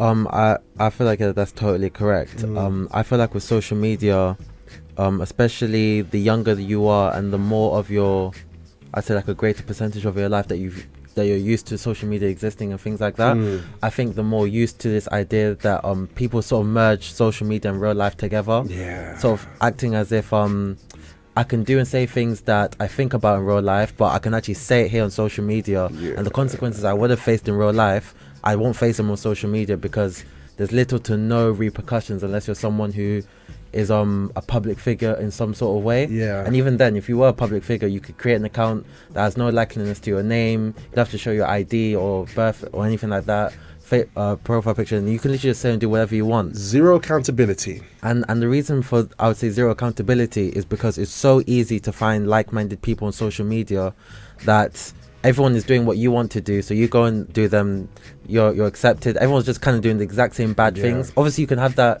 in reverse, where there's lots of people doing good things and encouraging people to do that, but I think there's so much more misuse of people's sort of like dialogues and ideas and notions on social media. Yeah. And you just kind of get into this like rabbit hole of just constantly doing it more and more and more as the years go by. It's just a part of your life, where you could end up being someone who you're more on social media than you are the real you in real life. That's true. And then from there, how do you back out of that? Because now your identity is a lot more aligned with who you are on social media than who you are in real life. My friend, that's deep. That's deep. And I think what you said there, a rabbit hole. Once you start going down that hole, it's a big problem. So we're not really, like what you said, we're lacking authentic people now, right? If your life is more social media and you create this caricature, you're voicing your, like what you said, Hayley, your strongest emotions. That's what people see you, know you of. You can't back out or come back away. It'll take great courage for you to come away from that when you see that it's not getting you anywhere. Yeah. This is crazy. I think like what Bill was saying is kind of like because people like you're always going to find someone who is like you on social media, for good or for bad. Literally, because it can go, you know, like you speaking to people all across the world, so it's like you definitely will find someone who has that mentality. And I think because it's like they group up into those communities. Like I remember because I work in social media, so it's like so it's like there are times when in my company like we'd post things and then in the comments like people be grouping up on things that have absolutely nothing related to what it is that we posted, but it's like because they all have that like-minded, so it's like let's all gang up here in these comments and just talk about things that are not even related to what it is that the post is about. So I think people really do tend to find that group on social media, and it's like you definitely wouldn't have said this to me in my face, but it's like just the constant hiding behind everything. Wow. So imagine this, we've got a group of victims. So now we've got victims that make up our society, and we've got victims for different reasons. And the thing is, with victims, you can only hear their opinion, right? There's a reason why they became a victim. There's a reason why this happened. Maybe the guy didn't treat her properly, didn't treat her well, and she's grown resentment, and he's just voicing his opinion of women like this. Women are toxic, but we're not talking about what he's not looking internally at what he's done. Speaking of that, we have a lady, a nice TikTok shot we got here, and I want you guys to see. Speaking about this whole victim mindset that we have in society nowadays, it's very, very, very interesting. Check this out. Best way to heal from a breakup is take complete and utter accountability. Where people go wrong is they start Googling how their ex was a narcissist or how they were such a victim. And when you over-identify as a victim, you can't select better in the future. And you label yourself as that, and then therefore you can't actually heal. The better thing to do is think, this was entirely my fault. Even if it wasn't. Sometimes we have terrible partners. We change it to, it was entirely my fault because I accepted unacceptable behavior, ignored some red flags, and I still went forward. Make it entirely your fault, and then you think, okay, how do I prevent this from happening in the future? I'm going to prevent it by making sure I do X, Y, and Z, and then you'll be a little bit more confident going into dating again in the future. Where people go wrong is they don't reflect on that. They focus entirely on their ex-partner, and then they use other people or they use drugs or alcohol as a coping mechanism, and then they still feel like victim and they still feel broken. Take complete ownership. It's okay to get it wrong sometimes, but how do we learn from this and how do we improve? Victim mindset is a cup that will never be full.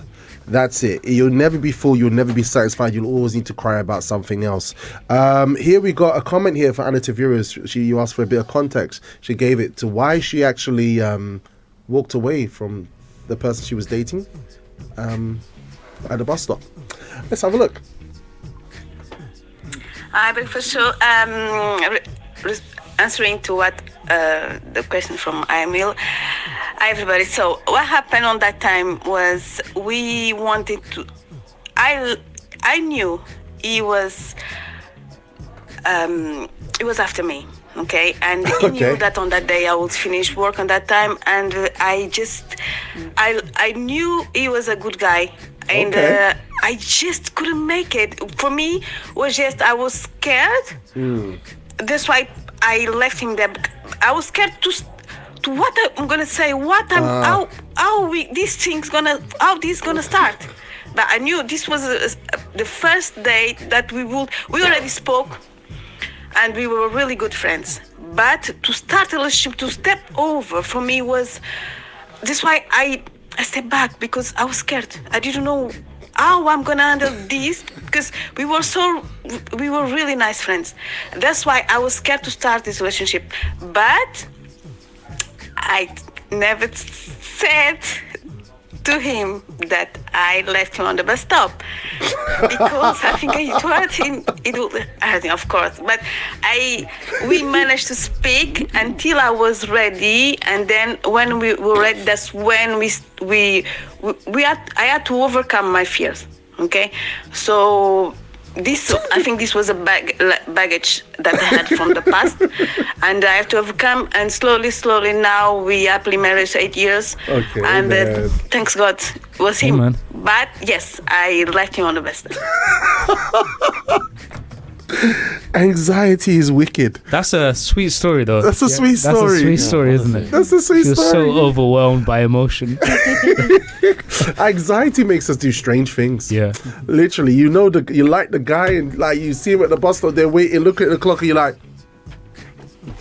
you got somewhere else. Can I be honest? This is one of those cases where like everything seems good. Do you know what I mean? There wasn't like there wasn't a legitimate reason to be like malice. Yeah, this one of those things where like, you know what, you guys had a good friendship, you guys knew each other. This is all great. Go for it. And I think she did a good job of not telling him that she left him at the bus stop. Because that could have like 100%.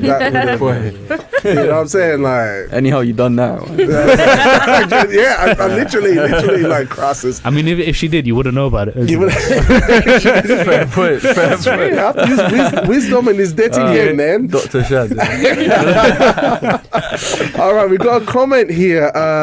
Okay, from anonymous ending, we're gonna go to the next part. But anonymous ending 4, we got a lot of comments here. We got a lot of fire. Kemi's like, hey, assistant.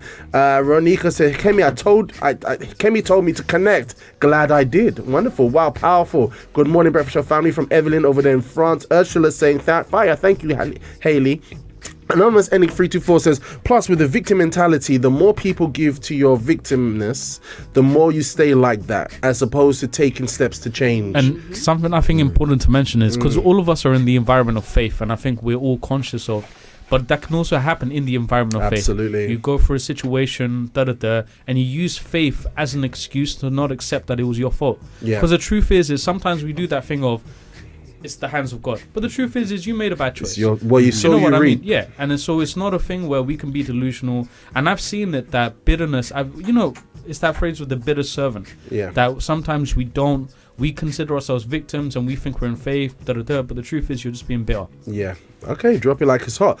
Dee says, very strong, Haley, and I am, as it states in the Bible, people will be lovers of themselves. That's true. The Bible says people will be lovers of themselves in the last days. So yeah, voice whatever you want, say whatever you want. Don't hold me accountable. I could do, say whatever I like. I'm a victim.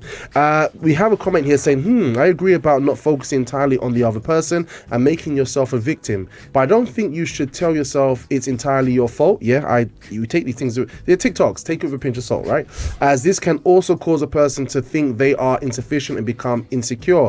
Okay, I'm also thinking of it in the basis of the person being in the offer of love, right? Like if you have the offer of love, then you try to be very objective. Like Proverbs says, there's a way that seems right unto a man, but the end of it leads to death. So we should have that in the back of our minds, right? Because we're not always going to be right. But because a person to think they are insufficient and become insecure, yes, see where you need to grow from. But taking full accountability for a relationship with two people, I don't really agree with. Okay, but I think where that lady's coming from, she's talking from a very secular viewpoint, and where people just swing in one direction, they can't see anything else, and I think if someone's pushing that far left, then they need to come with something just to kind of get that balance, but very, very good point. Don't overcorrect. Yeah, exactly. We need to have that balance. So Neo Priscilla's here. She's cracking up laughing.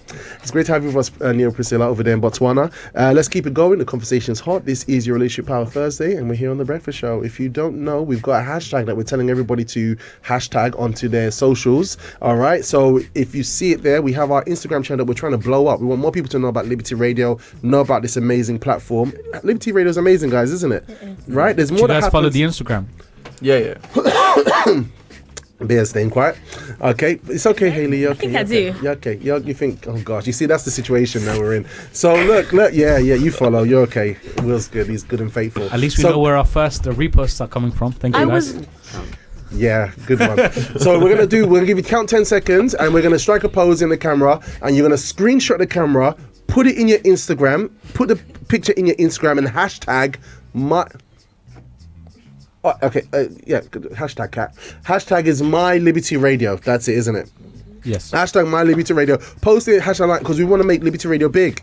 Right? I'm down with that. There's a lot happening in Liberty Radio to help and to guide and to laugh and to have joy and all kind of good stuff. So, guys, let's take a picture here, over there, open camera, smile, strike a pose. I'm going to count down from 10, wherever you are on the globe right now. 10, 9, 8, 7, 6, 5, 4, 3, 2, 1. I hope you got that screenshot. I'm doing my crazy stare. Okay, we're good. All right, guys, so you know what to do. Don't send it to the Breakfast Show WhatsApp line because it will die there. All right, and if you're not familiar with the Breakfast Show WhatsApp line, you want to be part of the Breakfast Show broadcast and know what's happening in the Breakfast Show, all right, and some elements of Liberty Radio, the number is on the screen. Kat, what is it?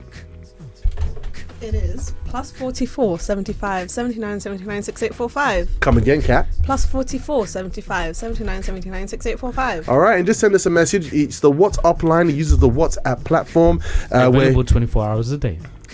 I don't know why you keep saying that. You just want to bring problems to my marriage. Robert getting phone calls. Okay. you know, on the show today, I didn't like. All right, so this message I was saying, flip, add me to the Breakfast Show broadcast, your name and area you're from. It's not a group, so no one's going to be messaging, seeing your business. It's just a broadcast for you to know and keep up to date. All right, let's go to the next part of our thing today from last week's Love Talk. Let's go part number 3. Guys, like the songs of today, the women sing blaming the men. The men sing blaming the women. Is one against the other. Bishop, the women of today. Bishop, the men of today. The husbands of today. Bishop, my husband today. No, it's not like the husbands of the past. So make him like the man he should be. Pray for him. Fight for him. Give a good example. Fight in prayer for your relationship. Maybe your baggage is this. Is that you say, Bishop. And then, you know what cutting corners is? When the person feels like a victim, they start changing themselves physically. And then they start taking from here to put here. Well, it's the opposite, right? Sorry. They take from here to put here. Take from here to put here. And then the person doesn't know what they look like anymore. Instead of working on the inside, fixing the real problem, the person is fixing because, Bishop, I'm not. I even heard that there's surgery now to make people taller. Have you heard about this? They break the bones in the leg. And then they put a metal rod to extend the bone. My friend, why? Bishop, you don't know what it's like to be short. Have you looked at me? Have you looked at me, my friend? Bishop, you don't know what it's like to be like this, to be like that. My friend, everybody has their shortcomings. Is it true or not? Yes. Pastor William says, Bishop, because I'm very tall. Pastor William, what sport do you do? None. Bishop, for me to be tall, I can't run, can't play football, can't do anything, right? I'm short. Some are, nose like this, it doesn't matter. Do you know why? Please, Pastor William, don't be offended. Are you offended? Please, I'm sorry if I shouldn't have said that. But when the person doesn't solve the real problem, that's it. And to be honest with you, look at me, to be honest, if you make yourself a victim, listen, do you think anybody wants to be married to a victim? Do you think anybody wants to be with someone who is always say, but let's go, let's do this. But you don't know that I can't do this, that my upbringing, my this, my that. And maybe your parents, many of us here, many of you, your parents immigrated to this country, started from scratch, and they worked with putting calluses in their hands, but they built a family. And now maybe many today have what their parents never had, but they say, because life today is very difficult, but maybe if your dad, your mom would arrive here at this year, they would make it. Please don't be offended with what we're saying. But the truth is, nobody wants to be with a victim. Nobody wants to be with a victim. That should be a jingle. That should be a jingle. But guess what? You see how many times Bishop had to just double check. Please don't be offended. Please don't. It's like human beings now. We're like paper. right? Someone says anything, we get a little bit of challenge. Guess what? I'm offended. I'm hurt. Let me run over to social media and tell everybody all about it. Father, this is the dating pool nowadays. I mean, you're single. I mean, I've asked I Am Will this question last week. How do you feel in terms of we're hearing about people being victim. We're hearing about all these kind of behaviors that people have nowadays. How do you feel about the dating pool in 2024 when looking for a guy? What are your thoughts on it, Haley? I mean, to be honest, as of right now, the environment, I wouldn't, because it's different though. Because let me say, going to love, calculating her answer. Yeah, I can see it. I can see it. Coordinators are watching, you know. Yeah, I'm telling you, we have her leaders watching. Yeah, we can all see it, isn't it? Why do you think they made themselves known? No. But going to love therapy has helped me a lot, like extremely. Because at first I used to look at it as, I would think to myself, oh, love therapy, and I'll think couple, and I'm like, oh, I'm single. That's not, I don't want to do that. But then my friends were like, no, just go. Like it's not just for couples, it's for singles too. And I was like, okay. So the first time I went, and I think that night they had a prayer just for the singles. And then when I saw everybody walking up, it was most of the auditorium, and I was like, oh. I had a moment. I was like, whoa. But then there was this one love therapy where we Sorry, were. Mark, what made you laugh? Sorry, it's the way she said the whole auditorium. Oh, I'm sorry. Wow. Wait, how do you? People got work to do, isn't it? Yeah. Why you looking at me? By the way, I just want to point out something. When Mark used to come singles hour, one thing I can say is that Mark tried. Absolutely. As in terms of following the directions, things that we do. Yeah. And I think he can speak on behalf of the benefits of attending love therapy. Absolutely. He's there with his wife and he's laughing, it's cracking joke. I've never been to singles hour, actually. Thanks. Never went Thank you for we're that. not meant to be Just saying. saying. Oh, sorry. Sorry. But I advise it. Singles hour next week. If you want. I mean, clearly, you don't need to now. No, it's not that I have anything William, against if you're it. watching, I just didn't go. This is not going well. This is not going well. No, I'm just saying I didn't go, but I advise it. Wasn't meant to go in that direction. Rewind. This is life as well. Oh, Lord. But I think the things that you learn in singles hours that's contributed to help the relationship, and if you was going, I'm sure it would help a lot. Right? I'm sure. No, I'm sure it would. Absolutely. Right? Right, Mark. Yeah. Yeah. Because there's a married guy's look. Yeah. there's a married men's look. It's like. Yeah. It's like that. so it's a blessing. It's a blessing. Jesus is alive. Haley. So the relationship pool nowadays. Yeah. There was I just remember I always go back to this one love therapy specifically when Bishop James was talking about emotions and guys having emotions in a relationship. Because before I had the perspective of, a guy could he could have emotions. I'm like, it's okay. I'm like, it's okay if he can cry. If it's okay if he can Yeah. Right. But then programming. But then that specific love therapy, Bishop James was like, men can't be emotional. They have to be the household, the strong structure of the relationship. And I thought to myself, whoa. Yeah, because there's nothing wrong with emotion, but if you're emotionally inclined, then the external circumstances can sway you, can move you. Yeah. Right? And in a relationship, life is going to happen. You have to be the anchor. You have to be the anchor. You have to be the strong. You have to be a foundation. Somebody has to be a foundation. Yeah. Do you remember Pastor Joachim? So when he was serving in Mozambique, there was a terrorist threat. And one of the things that he did is he didn't tell his wife. He knew that there was a terrorist threat, but he was like, you know what? It's just going to cause distress. And he literally took it on himself alone. And then that's how he protected his wife. Okay, booyah shaka. So just wrapping up. But yeah, like I said, the relationship pool. As pool. the dating pool right now, I mean, I'm not really, seeking first the kingdom of God and His righteousness. I'm not really looking right now. I'm just on myself. So okay. I mean, when it's my time, when God brings them, I'm like, hey. Thank God, no anxiety there. Yeah. Fantastic. This is a great thing, isn't it, Will? Right? No anxiety. Hear someone speak about. We think, this is a great thing. I just didn't know the exact thing you were speaking about. But it's good to see. Yeah, having no anxiety is amazing. And I would say it's one of those feelings that you're not likely to go your whole life not feeling anxious, because obviously it's an involuntary feeling. Yeah. But I do feel like being able to recognize that you feel anxious and wanting to do something about it in really small things, I think it gives you a platform to do it in the major things in your life. So I would even say I would even say this more like when I gave you a message and said that I wasn't feeling too great, I wasn't sure if I could get onto the show.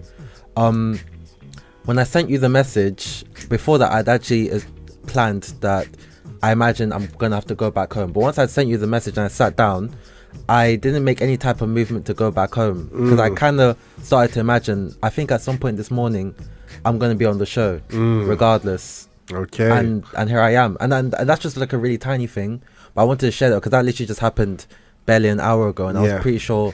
And you haven't died, you're okay. Yeah, and I feel okay, and turns out I was fine. And I would have been at home feeling okay, feeling like annoyed and bummed out that I missed out on coming on the show today. But I came on because I just thought, don't picture the opposite of what you would want to happen and things like that. Okay. So you put your feelings aside and you're like, you know what? Logically, this makes better use of my morning. Like, this is I wouldn't even say logic. It was just I literally just stopped imagining me not being on the show because I'm feeling unwell. I started imagining, even if I'm unwell, I'll be on the show. Drop it and like it it's literally hot. just became my reality. And here you are. Yeah. So. Superpower. This is how we roll.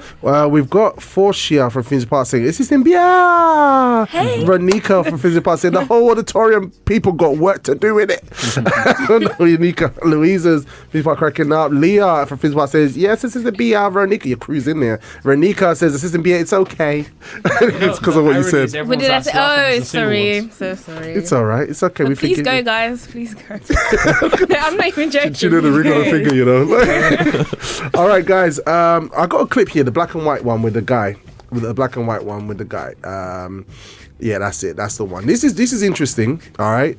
Just listen to this quickly. Go ahead. Anxiety kills you because you unintentionally make yourself so sad. Sometimes you feel so alone, even when you're not. Right? Sometimes even you don't know what the hell is wrong with you. Yeah. Everything is so chaotic that you can't make sense of anything, and nobody understands you. Nobody. Haley, would you marry a guy who's like that?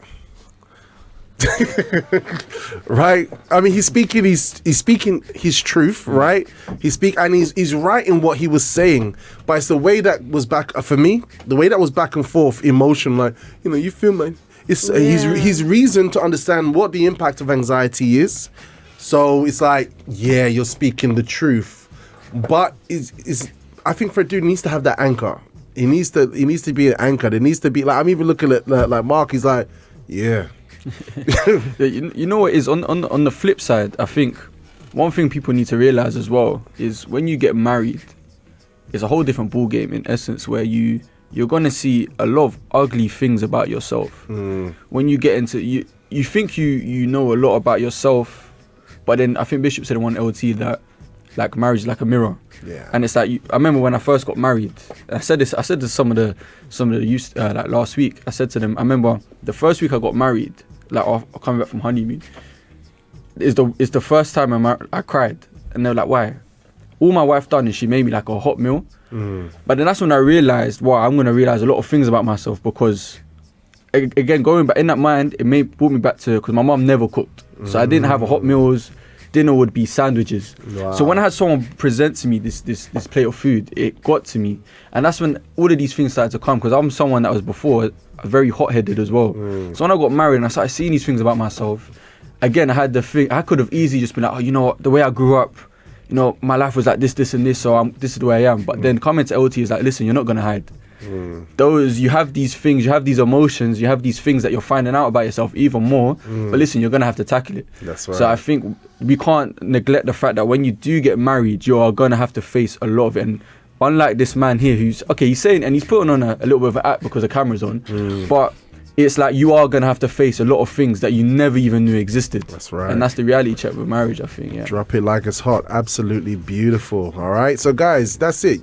Until you get that man carries that woman over the threshold, you lock the door. It's because always after the honeymoon. All right. That's when real life really begins. And you're right. Bear's like, all right. That's it. It's gonna be a mirror. You're gonna find out who you really It's powerful. All right, we got comments from Elliot saying, greetings from Amsterdam, Biel Grow G's. Oh, I ain't going to try to pronounce German. I think she says German. Bia, and then she said, the guy, or Elliot says Bia, and then he says Groete Jess. Groete Jess. Okay. Just receive it. Groet. It's in faith. It's in faith. Receive it. I don't know, someone from It's probably Dutch. Yeah, you're Dutch. You're from Holland. Yeah. Oh, right. I am actually. But Groetejes. Grotejes. Grotejes. I can't picture it. It's okay. It's been a while. It's been a while. It's been a while. Greetings to you too, Elliot. All right, let's go to brother. You never asked last time. All right. Greetings. Yeah, literally. Yeah, that's what groetjes. I just put it in my head. Okay. Yes, It's our first language. It's our first language. Right. Okay, good. There we go. Greetings. We learned something new. Yes. How would you feel if he was speaking German to you to ask you out, like the language? That'd be quite cool. It'd be funny though, but it would be, isn't it? Because I thought German's an aggressive language. It's not German, it's Dutch. Dutch. Different language. Okay. Does it sound aggressive? Yes. Yeah. How would you say I love you? How would you say I love you? Ik hou van jou. Yeah, no, that doesn't feel right. If a dude says it. Go on, say it. Go on, Mark.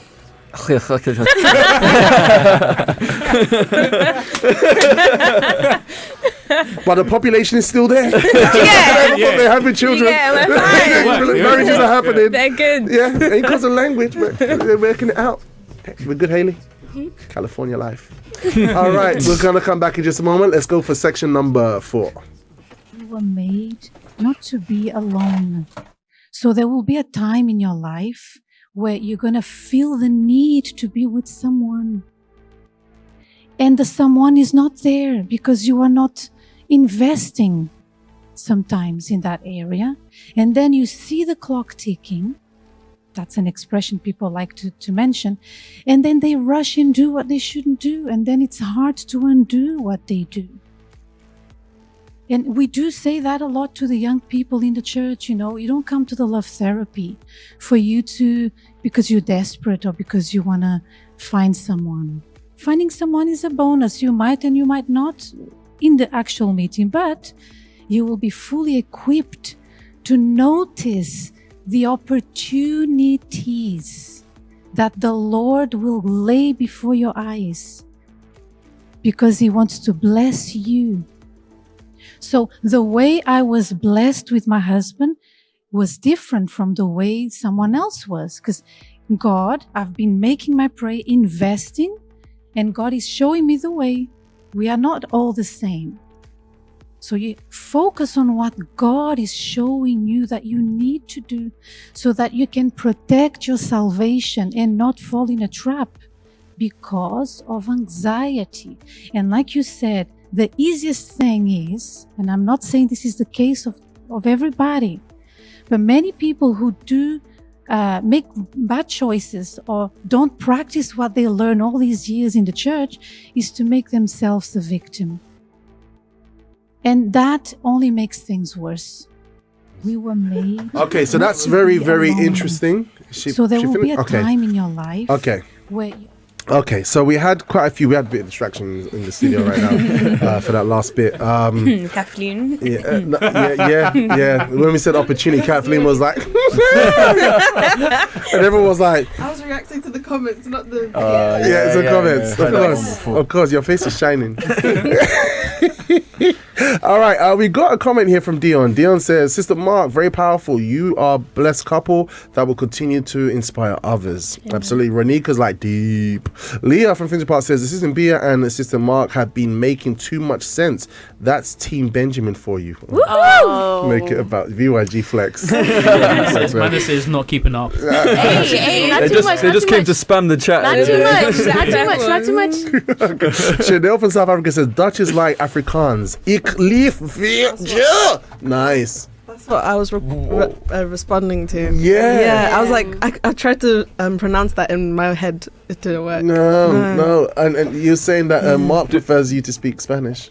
Portuguese, not Portuguese. Spanish. Yeah. Spanish. You keep mixing up the countries. German, Dutch, Spanish. No. All I hear is aggression and conversation. I'm just saying, right? It's alright. You know, I mean, if she's smoking Dutch, I mean, like, it doesn't hit the same, does it? No, I mean, yeah, when I first went over to family's house and that's all I was hearing, I was a bit scared, to be fair. Just reminded you of every World War II movie, isn't it? Yeah, I was just like, I'm the most British lad you're ever gonna find, and I'm just there, and everyone's speaking to me with I'll take you. You want to join a family, but then also, like, could you do Portuguese? Sure, no, it's me, man. Changing. All right. So we got a comment here from Elliot laughing. Mercy in Cardiff says, I can't even type. The conversation is so wholesome and touches on every angle. Just enjoying the show. Lovely. Thank you very much, Mercy. You're awesome. Anonymous ending 324 says, sounds like a cow fell down. Who was that to? Wait, what? I don't know. I feel it's too shad to be. Chanel from South Africa says, then I know Dutch. Nice.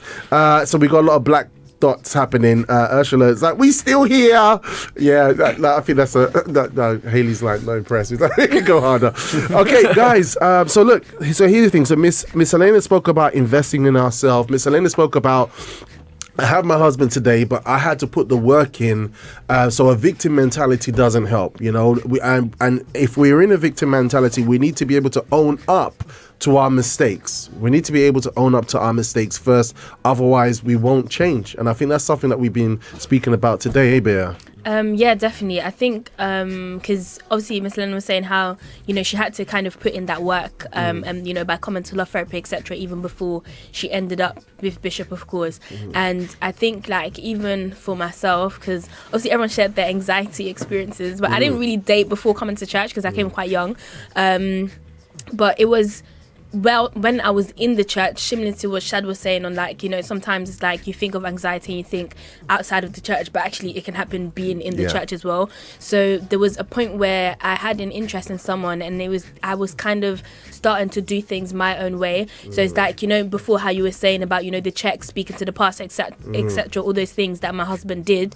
But it was like, instead of me doing that first, it was kind of like I just went off on my own way on, you know, speaking to people, asking other people for opinions and those type of things. And then things kind of, when we never ended up in a relationship, but it went further than it was supposed to. It was almost like I was illegally talking, if you want to call it that way. So it was like, these are questions that people would ask when they're talking, but then we were never officially talking. And then you would here and there So there's no structure. Yeah, like there was no structure. And you would here and there start mentioning things about feelings, because obviously the more that you were feeding that thought, that idea, that dream or whatever, it's like feelings started to come into play, and then anxiety starts to come into play of, this is the way that's going to play out, this is the way that's going to work. And then because of that, again, it's that thing of the voice of God is almost muted in your mind, because it was like, you know, had you sat me down and be like, babe, does this make sense? It's like, no, it doesn't. Like, it doesn't make sense. And now, of course, I can see that doesn't make sense. And even at the time, there were definitely people that were encouraging it, but there were also those that were trying to show, you know, like, this doesn't quite make sense. Like,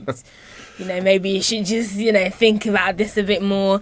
But it was like, because in my head it made so much sense, and again, having that victim mentality of, but people don't understand the situation, or people don't understand me, or people don't understand when you're in it, person. it's so easy to happen. Exactly, like, it's very easy to think that you're in the right, even though you are not. So, and because, you know, again, because it wasn't outside of the church, it was like, but the person is also in church, but they say they have the Holy Spirit, but, you know, we do things in the youth group together. So it's very easy to then justify but this is the way that I've been taught things go, apparently, so why not, type thing. So I think, like, that element of having to do the work first, like, it really took time for me to understand that this is not the right way. And if I want things to go the wrong way, or if I want, because sometimes it's easy to look at couples and be like, oh, you know, like, they're doing great, or it's like they have this great marriage and relationship, whatever, but then you don't know the work that they put in order to get to where they are. Making comparisons. Exactly, making that comparison. So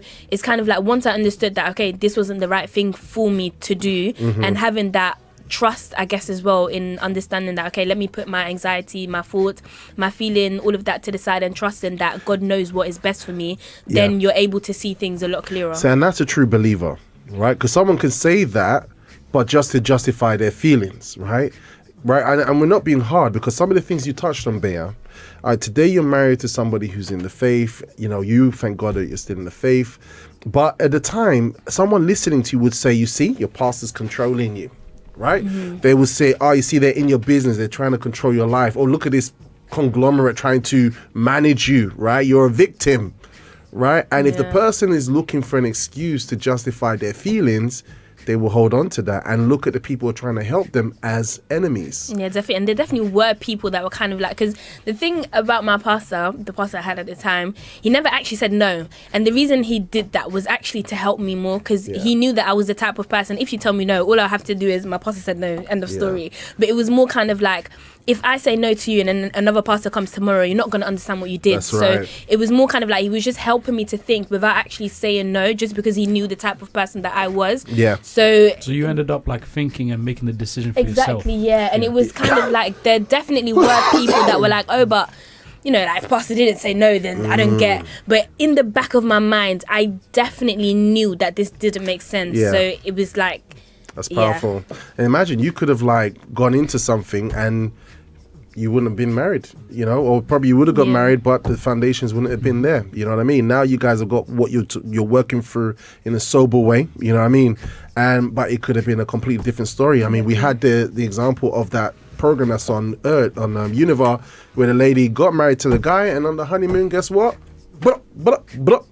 And her life just went downhill, you know. So it's really important. So those people who are saying, oh, they're controlling you, my friend, watch the Univer video. See how it can go wrong. Because when it goes wrong, you are no longer there. You disappear with your own situation. We got a comment here from one of our anonymouses. She says, when we're talking about anxiety making you make wrong choices and thinking wrong, all right, before we go into the last part, it says, I never thought I could have him as my crush. I like him, but I always push him away. He even asked me if I'm in a courtyard or altar, but I was so rude to him. He's in college right now, police college. He's not able to attend church properly. So when he asked me, I replied him with a question. How is it going in your spiritual life? Like really bad, and felt very bad after I sent a message. But he replied me with a schedule of everything they're doing there. Okay, I think this is about someone in Australia. Yeah. Oh. So someone in Australia, so how it was going wrong. So yeah, she was retold. Yeah. Okay. Thank you so much for that. I can't really trying to get it, but it sounds like definitely speak to your pastor. That's the great thing about having a health center. You can just sit down and chat to somebody who's there with you. Elliot says, it's true about the mirror. This July, I will be married for 3 years, and I learned so much about myself. God did not bless me only with a wife, but with a mirror as well. Absolutely fantastic. I just got one last TikTok. Oh, by the way, so this is what she was talking about. She's talking about blame. All right. So when everything falls on a person's face, guess what they do? They blame everybody. It's everybody's fault. It's everybody's this, but they were pushing it. And I've seen this happen so many times. It's absolutely crazy, especially in a godly environment where people are trying to look out for you. I just got one last TikTok shock just to finish up, all right, because we won't show the last element. And basically, it's the one with the lady with the red at the end. Yeah, that's the one. Have a listen to this. All right, this is why it's important. Come in love therapy, like Haley said, working on yourself first, like will.i.am said and Dr. Shad said, you know, assessing the situation, like Mark touched on and Bear's been touching on. This is why it's so important, guys, because even though we come to a place like the love therapy, the door's open for everybody, all right? Whether you're in a godly environment, and especially if you're in a secular environment. And this is the important reason why anxiety and blame and being a victim can play a part and filter into your future relationship if you do get what you want. Check this out. Should we really be asking ourselves before we start dating someone? How are my personal insecurities going to ruin this relationship? I think that's the first and foremost conversation to have with yourself, because we go into a relationship almost blind to our own wounds, and they resurface in the relationship, and we blame them for not providing the medication of a wound that existed before we met them. That's so true. That's right. So we don't get into a relationship for someone to make us happy. right? I think we're all in agreement on that, right? We're not getting into a relationship for somebody to make us happy, for somebody to complete us. We are already complete. But if we're spitting out victimization, if we're spitting out blaming and all this kind of stuff, it shows that we are not fully complete or mature. Would you agree, guys? Oh, yeah. Yeah, right? So this is the thing. So thankfully we have things like the love therapy, which happens every Thursday at 8 o'clock. All right. We have our health centers on Sundays, dealing with you as an individual inside. I always say on the Breakfast Show, we can't escape the offer of love. We can't escape. If you're trying to do things out the offer, you want to love life, you talk about being all this, all that, and the other, and being happy in a relationship. We can't escape the offer of love, which is God, which is our Lord Jesus Christ. His principles and everything that we learn is like the standpoint for us to work on and to judge what's coming into our life. All right, so it's very, very, very important. Guys, it's been awesome having you on the show today. Thank you for having us. Yeah, guys, I think we have to get you all again. You guys are absolutely awesome. So thank you, Mark. Thank you, Bea, for being with us today. Thank you, Haley. It's been great. Seriously, hearing you speak has been like rushing of fountains of water splashing over my forehead. Well, thank you. I mean, thank you. It's been great having you with us today. And I am Will, you never disappoint. You went through, you fought lions, slayed dragons, you climbed up a hill, and you turned a mountain upside down, and you got here today. And it's been a pleasure having you on the show as always. Yeah, even Dr. Chad was saying, I saw I am Will, and he was just walking, and he was just so happy and contented within himself. And I'm like, that's Will, man. That's Will. Thank you. I appreciate that a lot. Thank you. And I'm really glad that I could be on the show today. Yeah, you're awesome, dude. All right, and also thank you, Dr. Shah, for being with us today. You're a very lovely man. Thank you. You're lovely. All right, and also Kathleen, being an awesome lady of sound that you are. Thank you. But I'm loving the posts and stuff that you put in our Instagram channel. Oh yeah, thank you. It's getting more colourful and more vibrant. Have you guys seen it lately?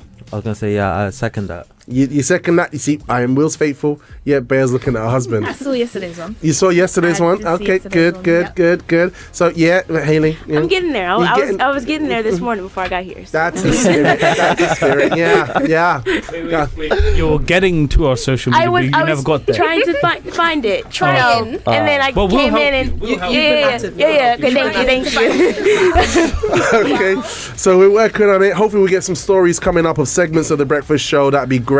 Sorry, we got a comment here. Let me just try and hit this before we go. Anonymous ending 286 says, every successful relationship / marriage has had work put in both parties. It's easier to look at the finished product and admire it, but have no understanding of the sacrifice and effort needed. A house can be beautiful in structure and layout, but the foundation has to be deeply dug to stand a chance against the harsh weather of life, temptation, and all other evils that beat against it. Absolutely. So definitely identifying this baggage as anxiety and showing signs of blame and victim mentality shows clearly that we are not ready to create a strong foundation for a relationship. We need to work on ourselves. Thank you so much for that, 286. Louisa says, brilliant show. Ursula says, great discussion. Thank you, everyone. Anonymous ending 324 says, yes, it was a great show. Thanks all. Agnes says, great show from Manchester. Leah says, great show. Amazing show. Anonymous ending 286 says, what the lady said in the video reminds me of this saying, don't bleed on the person who didn't cut you. We're in tune. Yeah. So look, guys, if you haven't joined the Instagram, join the Instagram. Also, we have our Breakfast Show broadcast as well, which is what number, Kat? +44 75 79 79 6845.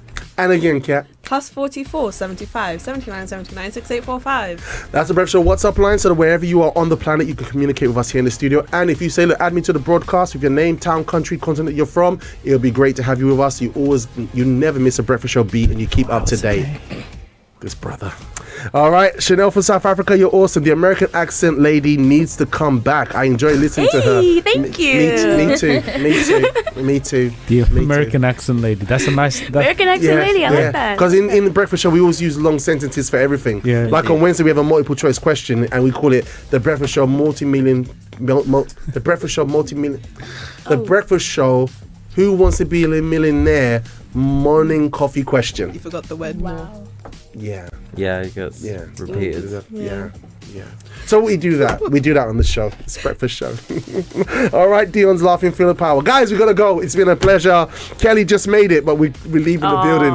Call the amen. Call the amen in the prayer, Kelly. But all right, we'll be back tomorrow. Guys, make sure you message us on the WhatsApp line. If Friday is Replay Friday, and whatever show we played on the Breakfast Show you want it replayed, message us on the Breakfast Show WhatsApp line. We'll replay it, okay? Other than that, we'll be live here in our Liberty Radio studios from same Breakfast Show time, 8 a.m. Same Breakfast Show channel, libertyradio.co.uk on Monday, all right? And if any of you guys might want to join us on Monday, you're very welcome. It's going to be more music. It's not going to be to do with Leah Jamor, all right? Or Chica, love, like, you know, Dutch. Okay, but Jamor, wow. Yeah. Okay. Yeah, I just trying, you know. It's different, soft, hard, softer. Yeah. So Monday, and yeah. Anyway, it's been great having you with us. Let's wave over to the camera. Farewell, guys. God bless you. Bye. Cheers. You're awesome. Thank you. Yeah. Okay, guys, I really hope you enjoyed that show and you actually captured that breakfast show Vim. We laugh, we joke, we learn, and we equip ourselves for day-to-day life. If you want to see more, guess what? We're actually live with a live chat and a live video feed Monday to Fridays on libertyradio.co.uk from 8 a.m. in the morning. So don't miss a breakfast show beat. Like and subscribe if you haven't, and definitely connect online. And I'd like to see you there on the show. Type your name in, communicate on the morning. If you didn't already, we're also on Instagram.